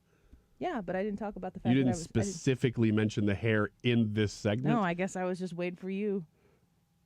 How's my hair look? If you want to check out Annie's hair, this is the time to do it because it's a little cray. What are you talking about? One side of it is just like a thing sticking out. Do you see Kate's comment there? She's correcting you. Can you read She that? is curling her hair. Yes, that's correct. I'm putting curlers in my hair. I don't know how this works. It works like you this. said you curled your back hair. Yeah, but I he do, can't but see I it can't 'cause see it's it. in his back. Yeah, like watching Annie do it, I'm like, what's going on? Because I always look in the mirror to do mine through reverse. I want to bring. Have you been having dreams about this? This to me over here Yeah. looks like something that Ryan Wiggins thinks about when he's alone. Yeah. Oh man. So That's like Magical Mystery Tour. I'm flying through the air and I'm going through a candy basket. sweet chocolate rewards. Sweet chocolate rewards. Sweet chocolate rewards. So we also talked about a few weeks ago the Adonai Ministry fundraiser. Brad, you went to that, Yeah, the golf yeah, we scramble went and the and music golfed thing. and- That was when my daughter and our volleyball team played in a big tournament in Belleville, which we won, by the way. We were really excited to do that. So I couldn't make it out there. I had every intention of getting out there if we got done with the tournament in time, but we played the last game of the tournament, and I couldn't make it out. Talk about, this goes to help educate and train nurses in, I think, Guatemala. Yes. And my friend Tim and Nikki were in here, and they were talking about it to try to get people to come out. What tell us about the experience? Yeah, so Brad. it's at the, I think it's called the American Legion. Yep. Post And 9/11. and it's on the hill in Edwardsville. So we pull up in there, and they've got a 9-hole golf course, which is kind of cool. And they did the golf scramble. So I was like, you know what? I'm going to put together a team, and we're going to go play golf. So I called some of my buddies. We went out there. When you roll up, you park, you get ready, you When go you sign roll up. in. Ryan knows about that. Roll up. Sign in. And they had this Better to roll up than to burn out. They had this huge table full of baskets that you could bid on. They had 50-50 raffles. They had a whole bunch of stuff like that going on. They had a guy there selling barbecue that was going to donate a portion of the profits to the ministry. And then they have a little pavilion with people set up on the outside. And people they have bands. They had different musical acts, and they were there playing songs and having a good time, and people were dancing. So think of it as like a picnic. Kind of like a festival. Yeah, yeah, like a festival / picnic type thing with a golf scramble attached to it, and it was a really good time. The shotgun started. We played golf. We aren't good, but we had a blast, and that I would say that's mostly the way I would describe it. Well, our friend Balls, who is one of our number one fans. He's a we famous appreciate him. listener at Yes, this he point. is. Everybody knows him. The charity is Aid for Adonai, so you can look that up as well. But you don't make this a short. Don't tell me what to do. Yeah, no, I will tell you that. I will tell you what What's not up to with do. her hair? He bid on this candy basket, and then he was like, I don't really want that candy basket. I want the show to have it. So he donated, he won the basket. It came with a travel GHR gift certificate, which is $100 off an all-inclusive vacation. I'm going to give this back to him so he can use it. But travel GHR, you guys can check out that great travel agency. Nikki runs that, and she's amazing, and I would trust her with every detail of planning a vacation for me. They have this candy basket. So it has everything in it. I'm really curious about this, though. Is a lollipop like this? That's what I would call a lollipop. That's not the question Oh. I was asking. Okay. I know that this is a lollipop. Is a lollipop like this? It's like a cartoon kind of a sucker, like a big circle, swirls of color. Is this something that you would eat? I don't really eat those, but my kids do. Would you eat something like this? Yeah, I would. I mean, it kind of tastes like the colored candy canes that you get that aren't peppermint. Would you eat this? Not like on a stick. Yeah, No, I would break pieces off of it. You gotta and eat it. If you're gonna eat that, you gotta do it wearing like just a diaper and a beanie. You got a little Dutch boy costume. Yeah. So for you, just like lunch. Yeah. Well, you can take this to your kids or Brad. Or But Brad you can guys eat it. can Brad either can eat way. it. I do not want my kids to have this. It's so big, those big lollipops. They're like novelty. How long does it take to eat this? I don't know. Has it ever been done? I've seen my son eat one over the span of like 7 days. So like he'll get one of those things at a Six Flags or something just because he knows it's big. How many calories do you think are in this sucker? I'd say I mean, it's about probably 4 inches in diameter. 400 calories in that sucker. I'm gonna say there's 800 in it. There's 60 calories per serving, but it says that there are 8 servings. So 480 calories. So you're pretty close. Thank you. You can have it. You win it. I won it. We should do the rest of the things. Yay. So I wanted to say thank you to Aid for Adonai, which is a great charity that you should absolutely. I mean, when you talk about donating money to something that's going to train nurses in foreign countries, and it's like $800 or something, it might not even be that. It's off the top of my head. Will fund the education for a nurse, and in these areas, these third world countries, and these super remote areas, a nurse literally can be the difference in something that just needs some basic first aid before it gets infected, and all that type of stuff can save lives. And Travel GHR. We appreciate Nikki putting this on here, and I'm going to get this gift certificate to Balls and this sucker to the Wiggins kids. Can't wait for them to eat up on this. They're going to be very excited about All that. right, let's take a quick break. When we come back, we'll wrap up the show with the poll question results. Have you voted yet? We need to know what you think. When should parents talk to underage children about elections and candidates? High school, middle school, anytime, or never? We'll be right back. This is the Annie Fry Show. You're listening to the Annie Fry Show. Follow Annie on Twitter at Annie Fry Show.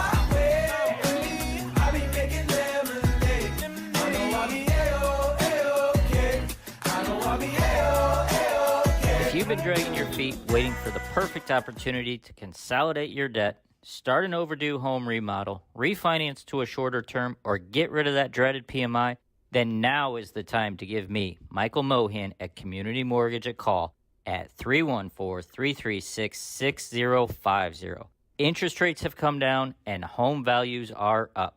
I'm here in St. Louis, and when you call, you will speak to me. Whether you are purchasing your first home, your dream home, or needing to refinance your current home, call a local lender. Call Michael Mohan at Community Mortgage. I will give you straightforward answers and develop a plan that fits your goals. My direct number is 314-336-6050. 314-336-6050. Or online at communitymortgagestl.com. Community Mortgage, LLC, 224143, NMLS 250353. The choice of a lawyer is an important decision and should not be based solely on advertisements. If you've been injured in a truck accident, you need the best. Onder Law. Let us make your case our cause. Truck accident? Call Onder Law for a free review at 314 or 618-9000000. Sick of those annoying ads slowing you down online? Introducing i3 Broadband's 100% fiber optic network with advanced whole home Wi-Fi. With speeds up to 8 gigabits, buffering is so yesterday. Our rock-solid connection keeps you streaming, gaming, and browsing without a hitch, thanks to our ad blocking feature. No contracts, no hidden fees, just pure internet bliss. And we've got a no-risk 30-day money-back guarantee. Dial 877-976-0711 or swing by i3broadband.com/STL. We're local, reliable, and committed to St. Louis. Are you worried about the state of the economy? Concerned about market crashes and rising inflation wiping out your savings? At Noble Gold Investments, we understand your fears and have a solution. Call us today at 1-888-403-1050. Imagine safeguarding you and your family with a tangible asset that has stood the test of time. Gold. With Noble Gold Investments, you can diversify your portfolio and protect your wealth from economic turmoil. Our team will guide you through the process, ensuring you make informed decisions that best suit your needs. Call Noble Gold Investments today at 1-888-403-1050. That's 1-888-403-1050. The future is uncertain. Take control now. Call 1-888-403-1050. Past performance may not be indicative of future results. Investing in precious metals, including gold, involves risks. Consult with your tax attorney or financial professional before making an investment decision. I was almost going to try to do this in that speed, but I don't think I could do it. YouTube Live. I don't know what you're doing. You didn't hear the end of the commercial because you're curling your hair. There's the disclaimer that goes. I was like, oh. I can still hear. It's just my hair. But at the end there, go back and listen to it. When you said that, you sounded like, I don't know if it was Beavis or Butthead. I have an idea. When should parents talk to their underage children about elections and candidates? High school, middle school, anytime, or never? That's today's Annie Fry Show YouTube live chat poll. Let us know what you think. It's 2:48. This time check is sponsored by Jerry Kelly Heating and Air Conditioning. It's time for a $98 furnace tune-up. JerryKelly.com.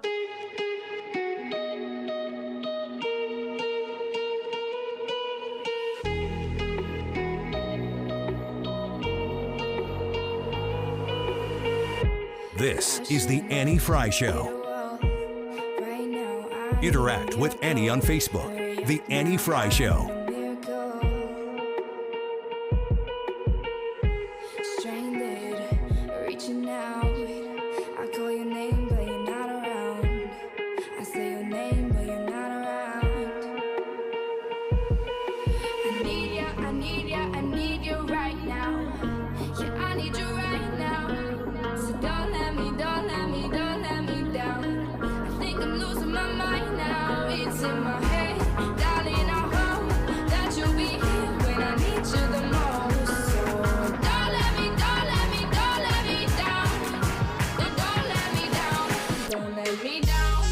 This is the Annie Fry Show. Annie Fry is here. We are also here. Gosh, how are you so good at this? Because when you open the mic, you're like, oh, I got stuff to talk about. But then I just opened it and I said, we're here.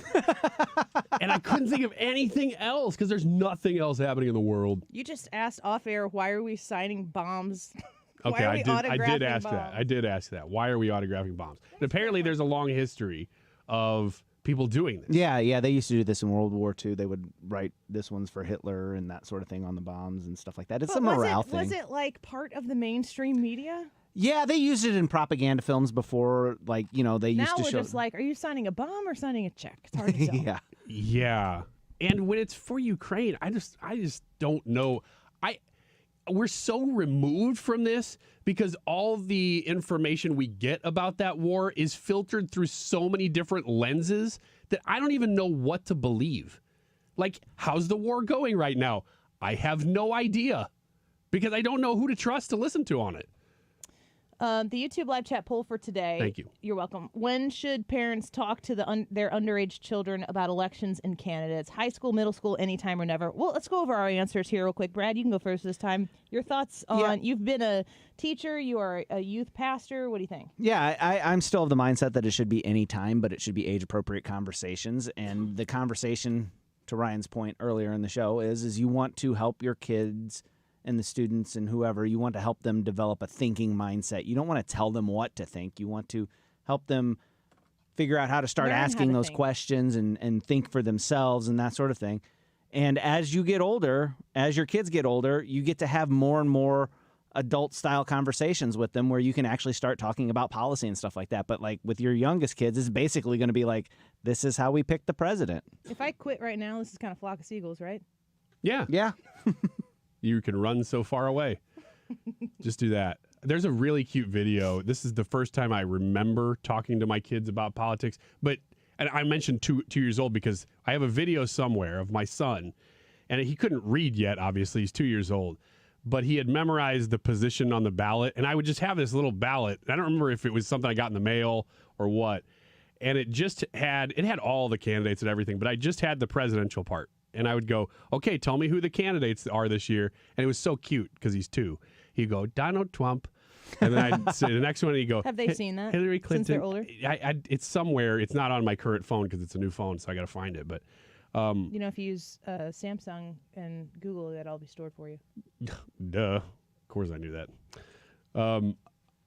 Then I get down to the lower one, and the one that always made me laugh is when I got to, okay, who's this one? And he'd go, Jill Stein. It's the only 2-year-old to know Jill Stein exists. Jill Stein. And I think there was it Gary Johnson? Oh, yeah. Hey, Gary Johnson. It was all of them on there. It was just cute, and I saw I videotaped it somewhere. I have to find that video. When's the right time? You said anytime? I said anytime, yeah. I've heard this multiple times. I don't know. It's kind of something that you said, too, when we were discussing the importance of being appropriate with the age, but still being open to the conversation at any age. There is a lot of political talk that my kids are exposed to. And it's not like when we were growing up. This stuff is everywhere. Mm-hmm. In the middle of volleyball practice yesterday, they started saying they're eating the cats, they're eating the dogs. Who said that? I'm not going to give details. So just random people? No, my players. Okay. And I don't bring any of that stuff up. And I'm like, I just looked at them and I go, do you know who said that? And they're like, Trump. And I'm like, okay. And I didn't stop them. And I didn't like encourage it or discourage it or whatever, but I always think about these debates, the convention, interviews. It's never about the original experience of whatever happened. It's about what happens on social media afterwards. And people who aren't in the political game underestimate the way culture drives this type of stuff, where they're eating the cats, they're eating the dogs, becomes something that 12-year-old girls know of and are aware of and are talking about. They're not discussing border policy. And I don't know that they are even aware of any of that stuff. I don't bring it up with them. But they absolutely are aware of what's going on. And if you do not have the conversations with those kids, you're missing out that they are being confronted with it everywhere in whatever way the internet decides to present to them. That's true, not just, the having the conversations thing is true of basically anything. So that's why I answered any time to this poll with kids, because I'll talk about pretty much whatever my kids is on their mind, age appropriately. You got to be able to address them where they're at. But the social media thing, you're 100% right that the national conversation that happens is not based on what people actually said at the debate. It's what people were saying after the debate happened, that influencers are out there talking about whatever. That's why Joe Biden's age became such a concern, because people were constantly talking about that. This kind of stuff is what drives the narrative, and not just among kids. This is what America pretty much has a perception of these people based on that stuff. I really hope that people feel comfortable about broaching those conversations. I played that clip a little bit earlier of CNN having those conversations with children. And one of the questions that the reporter asked these children, and those kids to me look to be between 7 and 9 probably, was, would your parents, if it was a Trump supported family, like if the kids identified that their family supported Trump, they said, would your parents let you go over to someone's house who supported Kamala? And vice versa with Harris supporting people, would you let them go over to a house where they supported Trump?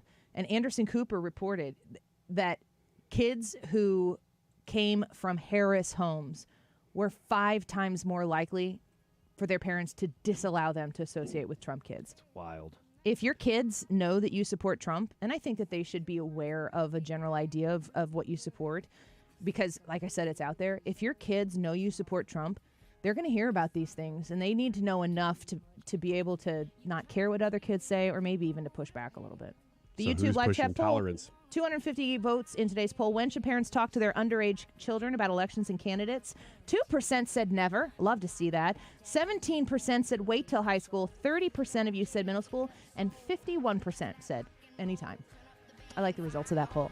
All right, my hair is all curled. I'll post a picture on the Annie Fry Show Facebook page and Annie Fry Show Twitter account when I get all done. Mark Reardon next. What's your favorite 4-letter word? Chances are you've said it more than a few times dealing with this crazy world we live in. But at Compass Retirement Solutions, our 4-letter word of choice is hope. Hope for a better tomorrow. And hope that your retirement plans don't take a back seat.